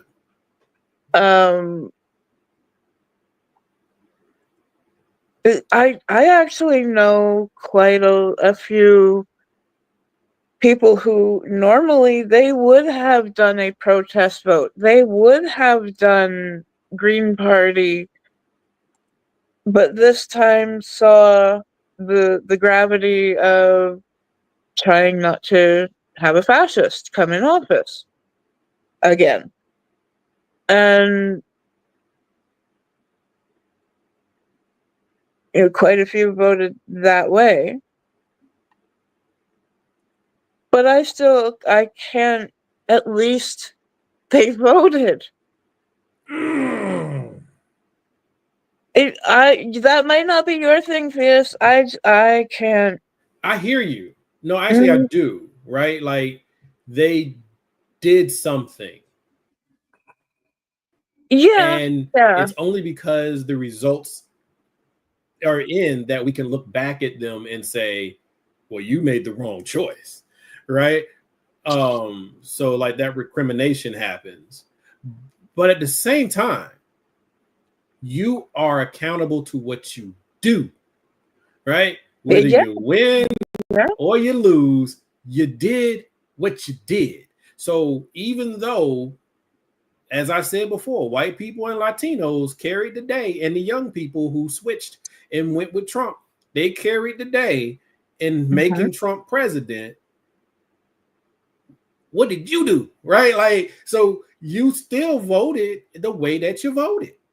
So when I start having conversations about solutions and processes and ways forward, some of y'all won't talk to, not for certain parts of those conversations, because to me, you're problematic because you didn't think it through. That's your right. Yeah. You're entitled to your vote. You're entitled to that. That's your, as a citizen, you are entitled to vote however you vote, but you got to own it. Got to own it. Right. And I'm sick of third-party voters getting the blame when elections go sideways. I made my choice and I do not regret it. You're not getting the blame. Not blaming but, you. The numbers Jason, it's the same thing when we was talking about yesterday. You just don't want nobody to hold you accountable. You asked a very specific question. Wait a minute. Hold on. What do we do? What did you just say? That's the difference between when they say, well, the black votes would have came out. It's a blame game. We're not blaming you. You voted your conscience. I'm not blaming you at all. Do you? You have every right, but you have every right for now. But the consequence is still the consequence. It's not going to change. Nothing is going to change that. Yeah, my whole thing is like, it's not just with the third party vote or the non-voters, right? Because I can make a case for third party voters and I can make a case for non-voters because I understand why both of them do what they do. Mm-hmm. You still have to be accountable for what you do, though. It's like, it's so tiresome to me that people want to do whatever they want to do and be free of any criticism of the consequences. Mm-hmm. No, you have the right to make whatever decision you make, right? I made the decision to vote for Kamala for the reasons that I voted for Kamala. And that means I had to relax some of my standards in order to go vote for her, right? Same reason I voted for Biden. I don't like that dude. Now, I do actually like Kamala. I've grown to like her. I gave her a pretty bum rap first go around because my chosen candidate was Elizabeth Warren. I keep saying that. I wish she had won. She didn't win. I lost that one too, right? But you have to own it, right? Like, how do people really think as adults that they can make decisions and no one can question the decisions that they make? That's not fair. You know, you made the decision. Like you said, you have no regrets.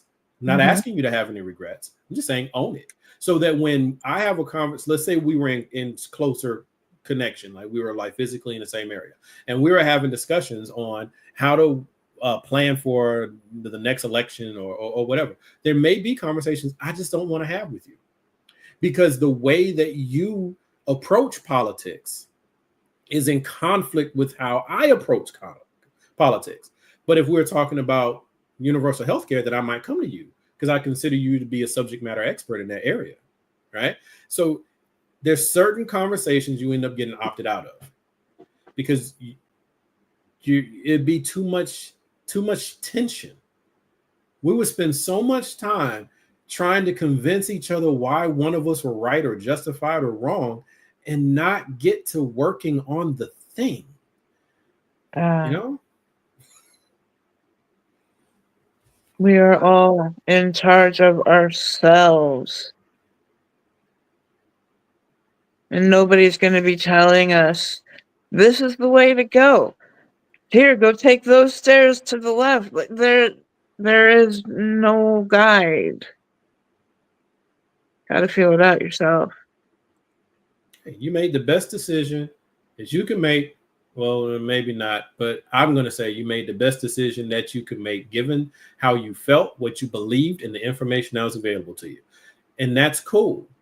And that leads us to different decisions and different outcomes. But we are now accountable to those things, right? And I think that's one of the reasons why, like, some of my very well-meaning, like the guy I was telling you about earlier, well-meaning people that normally in almost any consideration, I could sit down and I could talk to this guy about almost anything.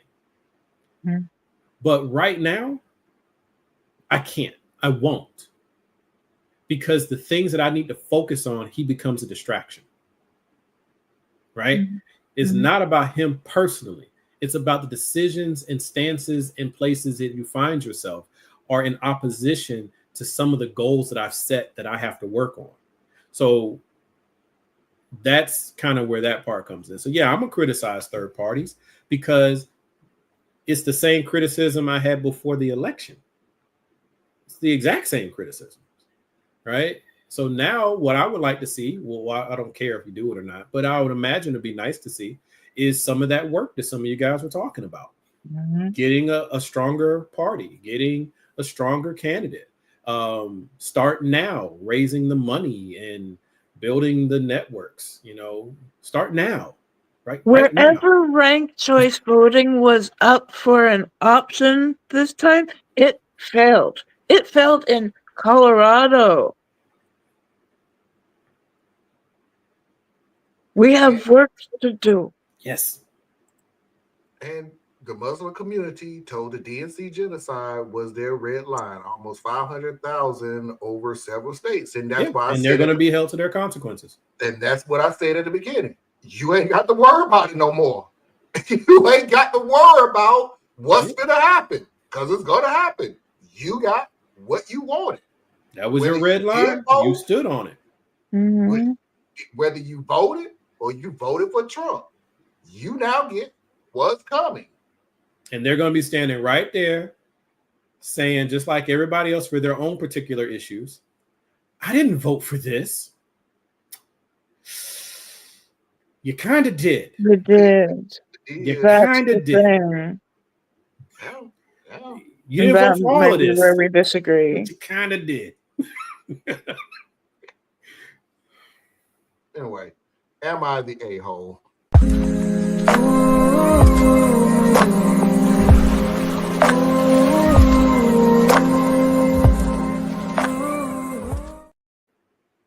Like I said, I changed the Am I the A-hole from yesterday to today because I just can't listen to that story no more. So this is a brand new Am I the A-hole? Am I the A-hole for confronting my husband's friend? My female 50 husband, male 51, and I have been happily married for 15 years. Recently, John, fake names, has gotten closer to one of his musician friends, Allie, female 40s, whose husband died of a heart attack about a year ago. They've been texting a lot, and John now goes to the pub after rehearsal every week, where he used to go only rarely. I asked if Allie was there, and he said yes, with the rest of the wins section.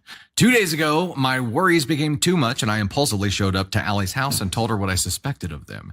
Allie acted very shocked by my words and said, I understand your concerns. Please let me reassure you that we are not having an affair. I can't speak to John's feelings, but I just see him as a friend. I said that I didn't know if I could trust her, and she handed her phone over to me and said, look through everything. I started going through all of her texts with John, and they were mostly things like, pick up at 7:30, or the concert was a disaster, and so on. Over the past few months, there were a lot more personal ones, but they were all about politics or how depressed she was. I did see some recent texts from John that seemed almost loving, but nothing sexual or referencing an affair or meetups. I also checked her emails, voicemails, and WhatsApp and found nothing suspicious. Wait, OP, how long did you sit there on this poor woman's phone? Just rifling through all of it. Did she make you a cup of tea? Did you spend the night?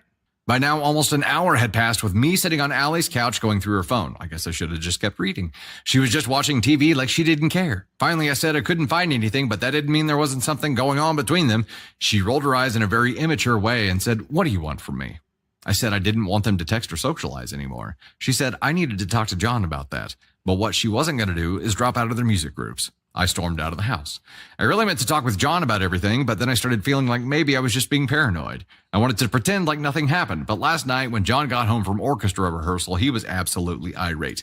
Wait, so you did all this shit and then you went home and pretended like you didn't do all this shit and never talked to your husband? Okay. Apparently, Allie told him what I said. I do not like confrontation at all, so this argument with John was extremely painful. He yelled at me for accusing Allie and him of cheating and said that she didn't deserve to be treated that way. I couldn't believe my own husband was berating me for being mean to this woman. It was like my fears and concerns didn't matter at all to him. I asked him if they were cheating, and he said no. And then I asked if he was in love with her, and he just stormed out of the house. I feel I had the right to confront Allie, but John actually wants me to apologize to her. But I could have sworn something was going on, and I had to make sure. So, am I the astronaut for confronting my husband's friend because I was worried they were having an affair? No, you're just weird. You need some help. You just burn down a relationship because you might be, I mean, okay, first of all, I believe you don't create questions where questions don't already exist. So that was on him to have done a better job of not putting himself in positions that could create those questions. That's on him as far as that part goes. She went over the deep end probably because she's so afraid of losing that which she has. And so she found herself doing things that normally she would never do. And so now she's here. It's here. I'm here. I've done the thing. Can't undo the thing, right? She needs some help, right? And it's not, and I'm not going to put it all on him. It's not like I'm not going to say that he created the insecurities in her. She probably came pre-installed with some of these insecurities. But as her partner, he could have done better to even avoid this becoming an issue. No, but she's the one walked into the house with a match and some kerosene, though. You know how many times I have seen this play out in the music world? There is a chemistry between people that play music. It is not sexual a lot, you know. But it sure can be mistook for something that it's not. When you have a beautiful moment and you share a smile because that note just went just right on top of what your guitarist was doing and on top of the rhythm, and just things were good. And then a lot of times jealous partners would come from all over.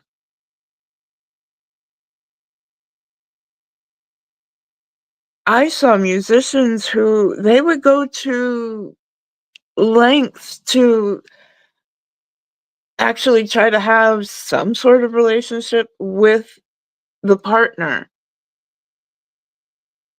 That, yeah, this is, yes, an issue.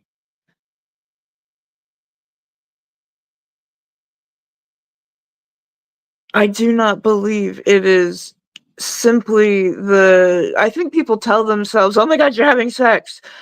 What you really don't like is the intimacy that you see before you. You don't share that because you don't do music. It's very simple. There's a lot of sex that happens in music.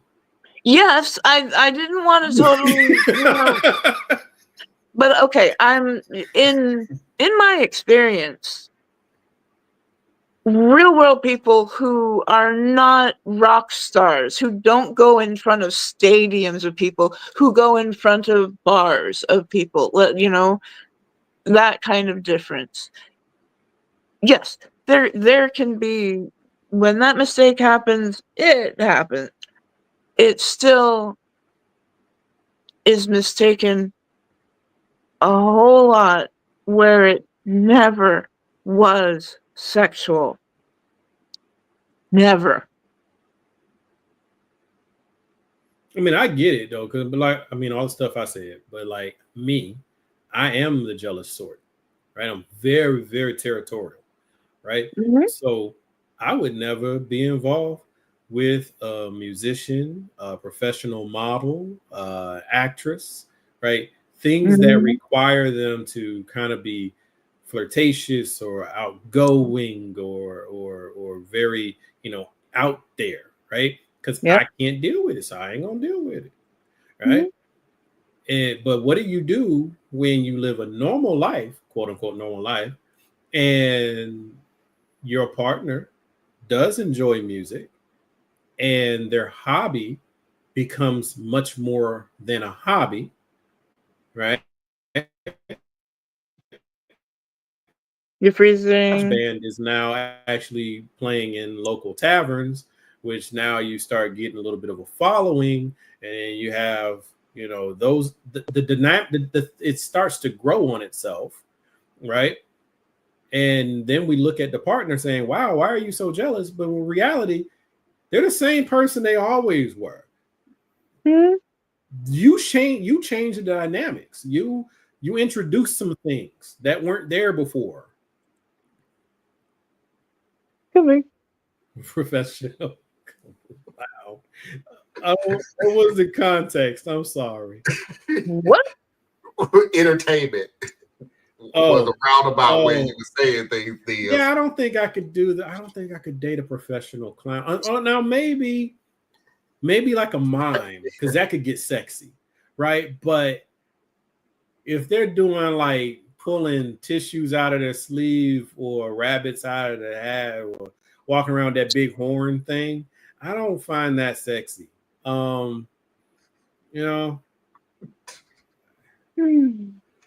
but I don't think I'll be worried about them, cheating at the kid's birthday party. I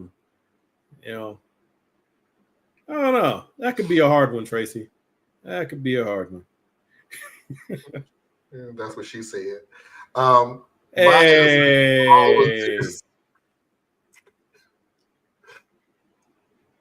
Wow. All right. I swear. Dirty clutch, mind. Clutch pearls. Okay. My point is, I was done with you, OP, on just one line that you said. And yeah. You don't read through this woman's phone, email, WhatsApp, and you still came out with, that doesn't mean you wasn't cheating. Then that tells me you, no matter what you saw, you was going to still say that sentence. It's a you thing. It's a you thing. And then I get what you're saying, but just adding context because it wasn't said in there. It is amazing to me that not amazing. It could have been that he was with this orchestra before he even started dating this woman. Could be. You married into the situation knowing exactly what his occupation was or his hobby was. You didn't say one way or the other. Or what his hobby was. So you took you made a decision. All the risk of that happening, even though there was no risk being shown. Yeah. I wanted to say this because I kind of found it strange until I thought about it. I found it strange but are you in love with her? And the dude walked out. I'm like, what's up with that? And then it was tired of being asked questions. Then it was popped in my head. Yeah, and that popped in my head. That wasn't the first time you've ever asked that question to him. He's literally answered these questions over and over again, and he's probably have shown you the same proof that, look, there is nothing going on. And you have still shown not only the capability of not believing that something is going on, but after saying what I said about this is not the first time this subject came up, you have shown the ability of not letting it go, regardless of the proof. So, I'm being highballing when I say this, but you could have a private PI follow your husband for months on end and come back with no show of him cheating. Absolutely nothing. But that doesn't mean nothing going on. And he was just there on the wrong days. Yeah, and I still have a feeling you would come back and go, well, you are sucky at your job then. So it's one thing. I'm not going to say it's not. It's one thing to be upset that you're being accused of cheating. It's another thing to just throw your hands up because no matter what evidence that you see of the contrary, you still going to believe what you're going to believe. And that's what's so frustrating with you. Like, I don't know what it is that it will take, and you have shown that it's nothing. Nothing at all. It's not going to take anything other than you stop. And I don't even honestly think that would stop you at all. I really don't. Because now you would probably switch it to, okay, I don't want you to text anymore. I don't want you hanging out with the bar with her anymore. And that will switch to somehow you're still getting through. So somehow you're still doing something. I don't know how you're doing it, but I still have a feeling that you're doing it. So here's my pushback. Are they married? Yes. Okay. So I don't care for the most part what I'm doing outside of me running a business that pays the bills or something. If my wife says this person is a concern for me and she's serious about it, it's done. Okay? I'll be mad. I'll be in all those things. But my number one is her. So that's why I was saying before, he fell down on his job because he should have been much better at not creating an environment where her imagination could run wild.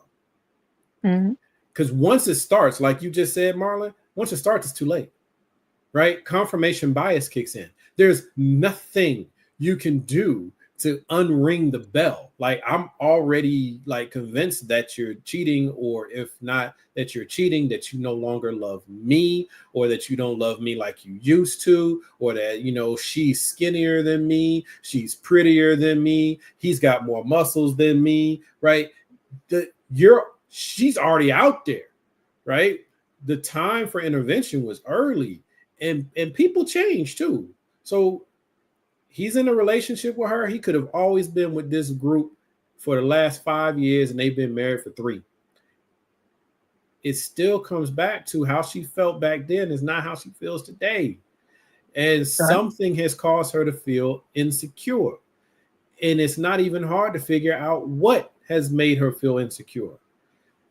So as her husband, step up, right? It doesn't have to be fair. Life ain't fair. You got married understanding it ain't always going to be fair. At least I hope so.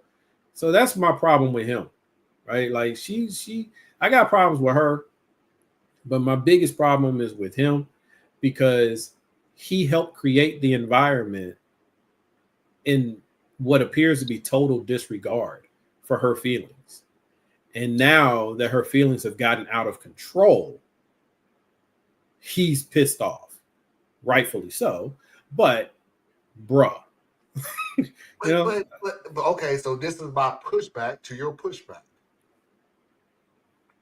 Is how far are we going to take it? Because I can tell you, we listened to the story where it all started. You did not have a problem with anybody in the group whatsoever. Mm-hmm. But you had an issue with this woman as soon as her husband died. And now you thought, it's fair game. My problem that I'm happy with what you're saying is I have a feeling that this guy can sit here and say, okay, I'm not going to talk to her anymore on text, which is going to be kind of hard to do since the text is part of job/hobby. You're going to have some type of communication because they're in a group. They're in the win section of the group. But fine. I won't text her or call her anymore. And what about hanging out at the bar after the show? Okay, so I can't hang out with the group because you think that I'm not hanging out with the group. I'm hanging out with her. Cool. Fine. My issue with what is being said is when it comes to this woman, she's still going to find an issue.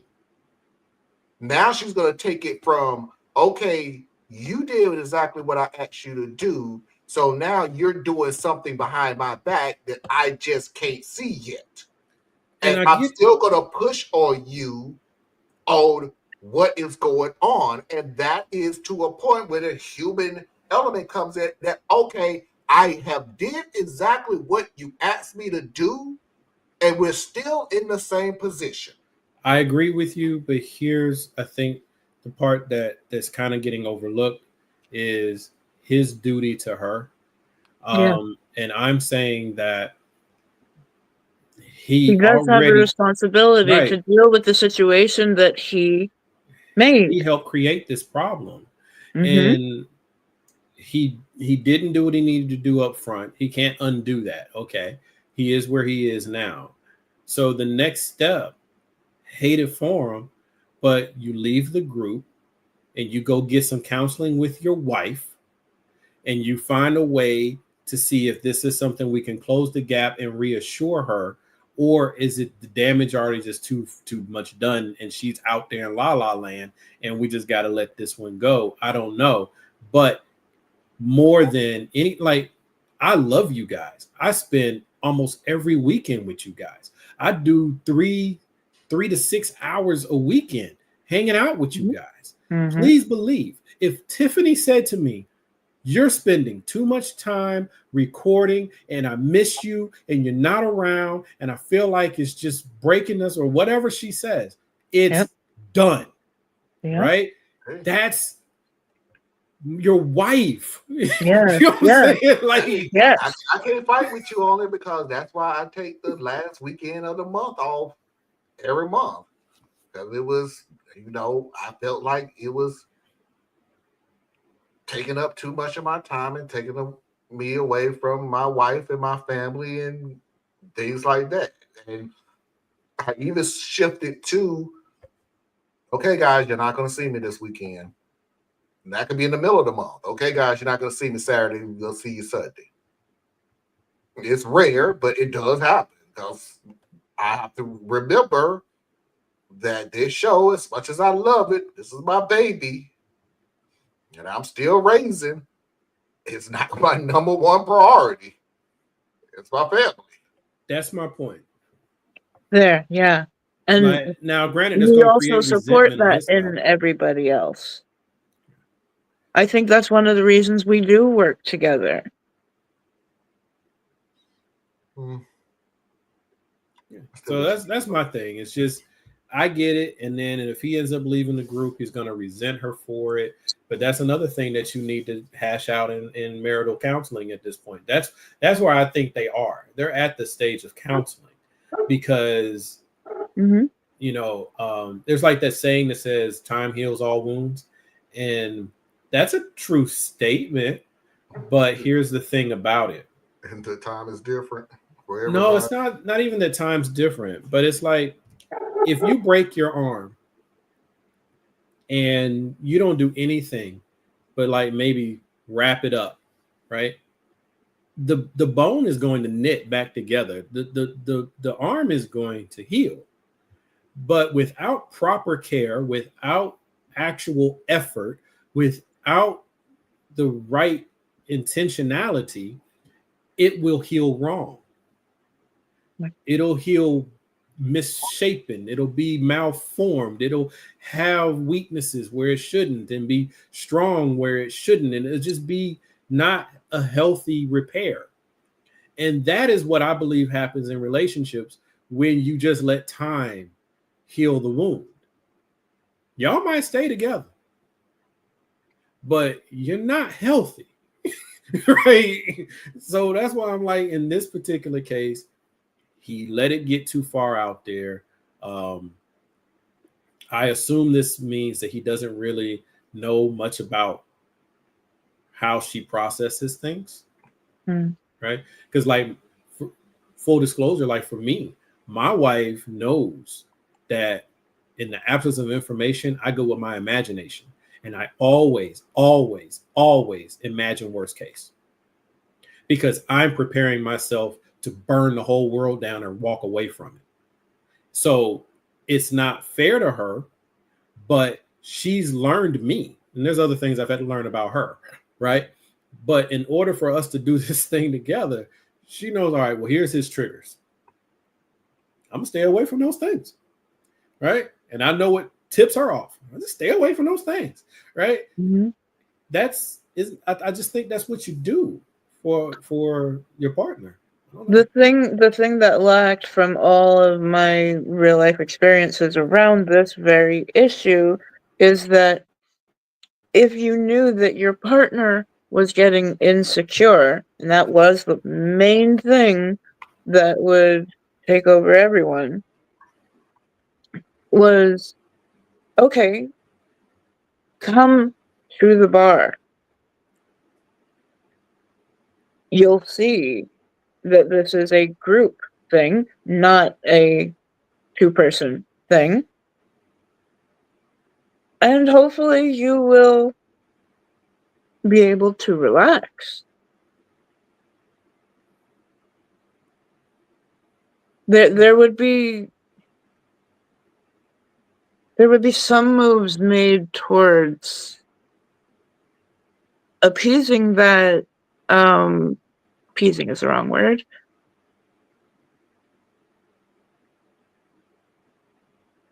But I'm with you though. Thank you. I can't think of another word. That, you know, this is not what you're saying it is. So come, let me show you what it is. And if you really would have the conversation with her, I'd be willing to bet you. Might be a little late now, but it might not be too late. Have the conversation with her. Why do you think I'm cheating on you? Yeah. Like, have the conversation, no matter how angry or how excited she is, you just be concerned for a moment. All right. This ain't about defending yourself or anything like that. This is about pulling for information. Why do you think I'm cheating on you? And help her get to the moment in the conversation, because it's going to be there, where she feels either she's safe enough to say it or she's desperate enough to say it, why she feels this way. And what oftentimes you'll find is it's a deficiency in your relationship, or there's something the matter with her.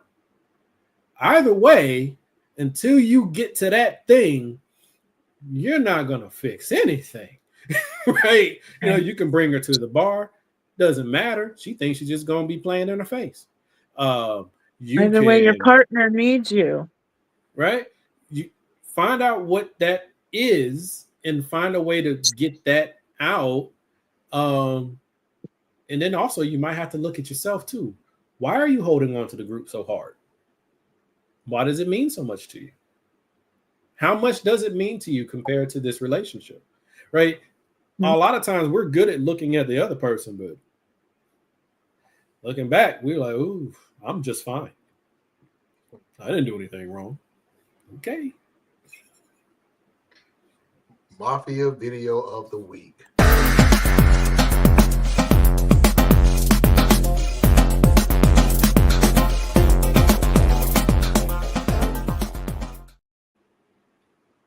I played this last night. So if you saw it last night, you can't say anything in the comments because I don't want you to, because it's a challenge and it's for Anna. And I can't see anything. I'm on my phone, so don't worry. Okay. It's too small. I can't read it. Yeah. So here's the challenge, Anna. Then the challenge question is, have you been paying attention this past year? Selling a 2-bedroom, 1-bathroom house. Good evening. Is this available? Yes, it is. Please leave me alone. We're sleeping. No more contacting, please. Thanks. Appreciate. You contacted me. I know. I'm no longer interested. Please stop contacting me now. I will contact the Attorney General if you don't stop. Thanks. It don't matter because I'm looking. If y'all don't know, I can literally see everybody's face even when I'm playing the video. And it got to one part of it, and Anna started singing the song of the video. Good evening. Is this available? Yes, it is. Please leave me alone. We are sleeping.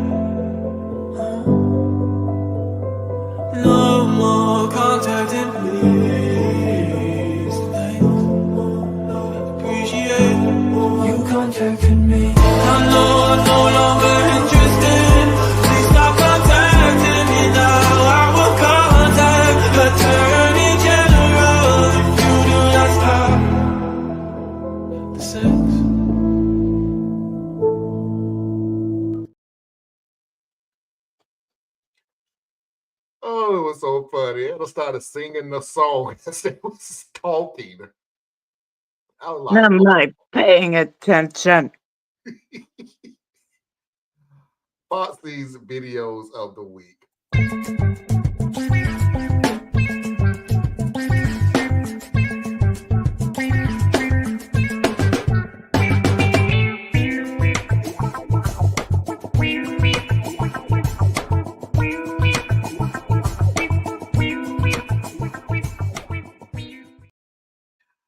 This will be the final part of the show, and it's the same videos that I showed last night. So if you don't want to watch it, I truly understand. I appreciate it. Please hit that like button on the way out. Thank you. But it's a lot more fun when either Anna or Theus doesn't see the videos, so we get a whole new perspective on everything. And Anna did not see the videos, so that's what makes it kind of fun. But I appreciate you coming by. We will see you all next week on Saturday Night Vibe at 9 p.m. Eastern Standard Time. I thank you very much for hanging with us. The numbers are looking fantastic. So, what are they called? The replay crew always comes in like the following week. So, thank you again for all of y'all. But let's go ahead and get into it. What we was like 20 years ago compared to what we are today.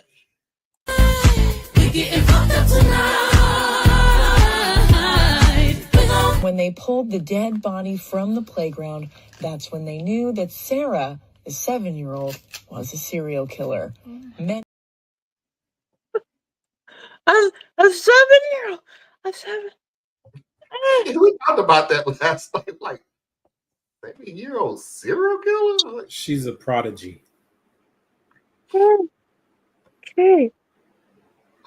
No, yeah, I relate to that. We were 20 years ago just getting ready to go to the club. Now it's getting ready for bed. I just thought of something. Whoa. 20 years ago, there was no club or anything. 20 years ago, I was married. Ha, ha, ha, ha, ha, ha. That just popped in my head. Like, no? Well, okay. Well, you're so much older than me. 20 years ago, I was in my 20s still. Jeez. You like What? to call me the baby. You got to deal with this then. Well, 20 years ago, I was still in my 20s. But I was also in The upper part? Yeah. I was 25. 'Cause I got married when I was 27. Anyway, next video. Parker, that was dark. It What? really, What happened? Parker said Remember, I can't read it. the body found on the playground. Like, yeah. There's been a collection of bodies. It was like a what do you call it in the And what did sand in the sandbox? They probably had like a pit of bodies. And what did we find out last night? Oh, Alan, it got real dark last night. Because we had to find what's the definition of a serial killer. And what was it? And a mass murderer. 4 or more bodies? 3 or more, I think is 3 or more, but yeah. 3 or more, yeah. Yes, Parker, we get it, Parker. You the baby of the group. We got it. I was 5 years old. Okay, we That's got why. it. That's why you're baby mom. We got it, Parker. 5 years old is not a baby. That's pre-K. He's always baby boy to me. You're gonna be baby mafia. Opinions for dinner. Hey baby, you want some dinner? That depends. What are my options? Yes or fucking no? That'll be a yes. Yes, please. Yes, ma'am. Mm. He been through this before. He ain't playing. Mm-mm. Choose your battles. Choose your battles. See, my family's interesting. What they do, they don't What ask are you my what's for dinner. options? That was Wow. that was strange to me, Theus, too, because Foxy does the cooking on Sunday, and she does a lot because she gives some to her father and sometimes her mother-in-law, my mother. Hmm. There was not a single time she said, "What should I cook?" She would just tell me, "This is what we having this weekend." Okay. Yeah. Well, see, I'm the only one that cooks in this house, and I hate cooking. So Mm. that means I don't cook that often anymore. Now that the kids are older, Okay. it used to be occasional fend for self. Now it's like, yo, it's fend for self unless I say otherwise. But no, once I start cooking, what they do, they don't ever ask what am I cooking or nothing like that. They will something inside of them, like I don't know if the ancestors are whispering to their spirits, but when I'm about 80% done, they all cycle into the kitchen. Yep, because it starts smelling. It smells like it's Really? done. Yeah, but it's like remember that children's story, the Little Red Hen? It's like y'all weren't nowhere around during any of the preparation. You showing up when it's too late to help. Come on now.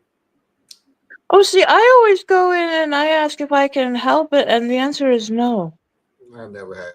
I ain't They gonna don't even lie. ask. They don't even ask. I never asked. The teenager, which is they're all my hearts, but like the teenager is my clone. What she does is that's the only time I might get a hug, because she'll walk in and just give me a hug so she can look over my shoulder.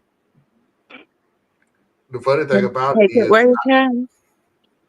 my Mhm. my Foxy and her sister, who the sister is the youngest one, but she's about to be what I call a grandma, and she don't even know it yet.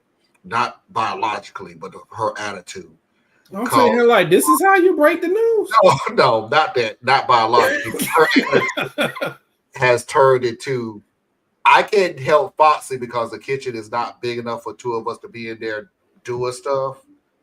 So even when I help prep anything for her, I have to be in Okay. there by myself. I And get that. my sister-in-law is the hell are you in my kitchen for? Hell, I don't Yeah. have to. Did I ask you to be in? It was like, I'm out. going on. Generally speaking, this is a generalization, but generalizations are often built on fact. It's hard to have two women in the kitchen at the same time unless one is teaching the other. No, it's everybody. Men, And then my women, kitchen her, ain't that big either, so men, women, her kids. oh no, all y'all ain't gonna be in my kitchen. No, you're not. No. Y'all better go find another room to play in. This ain't the room to play in. Y'all go on somewhere else. See, I can actually work it with Lorraine. It's when Matt is in the he doesn't want help. But we have a small kitchen as well. That I do get. But I do get what you're saying, because when it comes to cooking, I'm the pit master. I'm the cookout type of person. Ain't nobody helping me. Like, you wouldn't let them, would you? Yeah, probably not. You're right.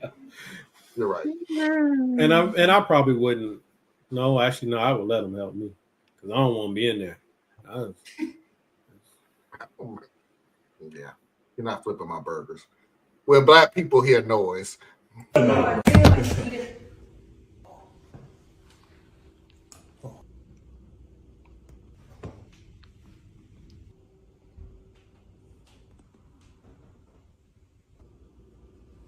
I ain't with it. You know what I didn't notice yesterday? Well, I did notice it, but I didn't call it out. That belly rub. No, that wasn't a belly rub. I know. He was just he was double checking. He was double checking, wasn't there. Need to introduce or not introduce?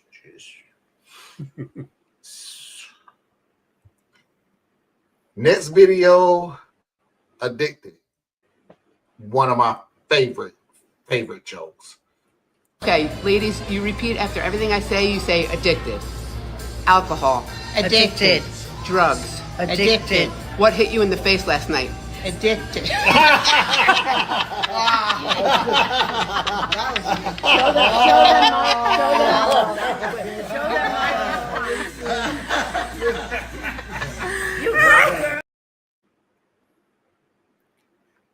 I don't know if I'll ever reach that level of McDonald'sdom, but I do find that cute. When the old people get together and hang out at McDonald's. And they can share a joke and laugh. That was cool to me. Well, the joke was, yeah, that was cool. But I'm just saying, it's just, you know, sometimes you think about like when you get old and stuff. I don't know that I can hang out at McDonald's though. I wonder if maybe I'll hang out at a Chipotle. Do they have nice seats? No, not really. Church's Chicken? No. Oh no. Oh no. I will not eat at any establishment that sells red soda. I'm not going. What? Red No. soda? It's cherry. It's strawberry. What is the difference? Soda. No. Unless you in one of them freestyle machines, because they do all that stuff. But you got red soda on tap. It's already the place I don't want to be in. It's already a little bit too hood for me. I'm rather admit I'm a little too bougie. I'm just gonna have to just no, I'm not doing it. So you would have purple soda. I ain't drinking. No. If you selling red soda or purple soda, aka grape soda, oh, I am not interested in this eating establishment. I don't want to eat my food and my shoes. If I don't move my feet enough, my shoes stick to the floor. Or I got to make sure I'm watching who comes in the door. Or it's just certain things come with the red soda locations. I just don't. The early morning ones sitting there with coffee and reading a newspaper. I'm just like, why is McDonald's the place you chose to do that? Yo, there's not a lot, you know, and to get serious for a second, that's one of the reasons why I want to start youth centers. Not because of the old people, but because there's nowhere for people to really congregate anymore. Yeah. That's why they hang out at McDonald's. There's not a lot of places to go. At the mall. Get to the point where they go to McDonald's and grab what they're going to eat to go to the youth center so they can congregate, eat breakfast. No, we'll feed them at the youth center. Yeah, I was gonna say, hopefully. Yeah. So no, I'm just saying, like, that's one reason why I want to have youth. And I'm going through a bit of a crisis with what I'm trying to do and all of that. But anyway, but that's one of the things why I want to have youth centers. I want there to be a place where kids have unstructured play. They have a place to congregate and interact and, you know, have friends and fall in love and play games and get homework assistance and like actually have an adolescence, right? But under the purview of adults who are there to protect and guide them. And, you know, I had that, and I would like for that to be something that these kids could have. Right now, these kids ain't got nothing. The Girls and Boys Club. I remember that one. Yeah. All the time. The Boys and Girls Club is not always in a convenient location. Right. And then like where I live at, the one where I live, I haven't been inside of it because I tried to volunteer and the people never called me back. But yeah, I'm talking about y'all. But it's located by the police station and what we call the Give Center. If you know, the Give Center is like juvenile detention. So it's like sitting right next to No Hope and Low Hope, you know. So it's like that's but at least it exists. and I count that as a positive. Next video, music from nowhere.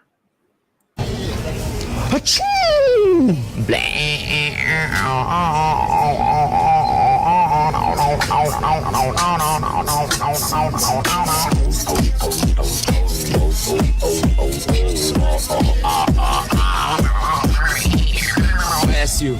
Thank you.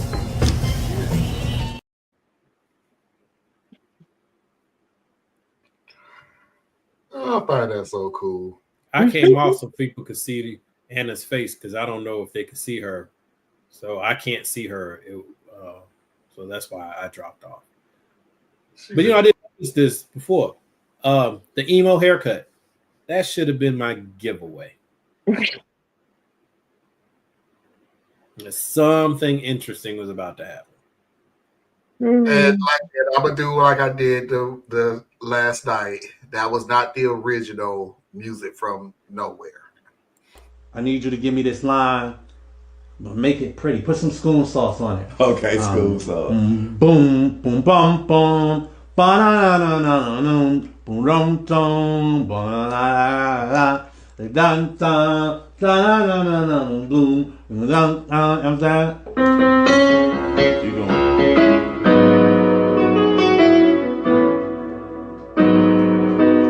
So you want that or you want to hit?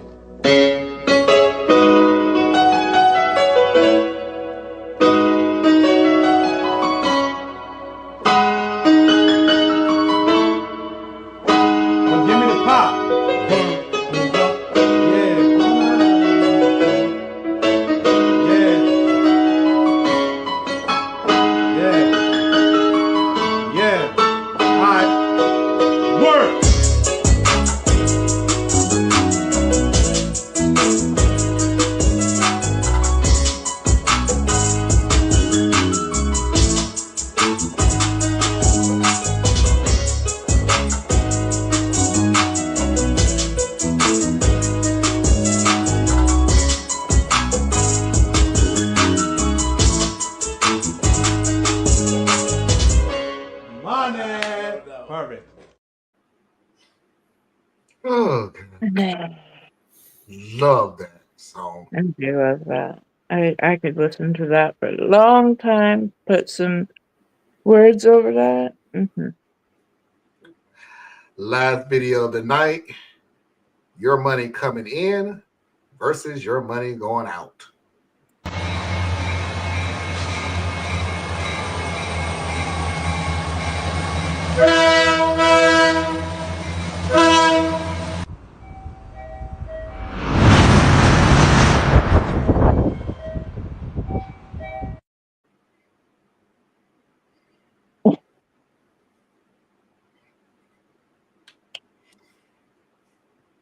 And it feels that way sometimes.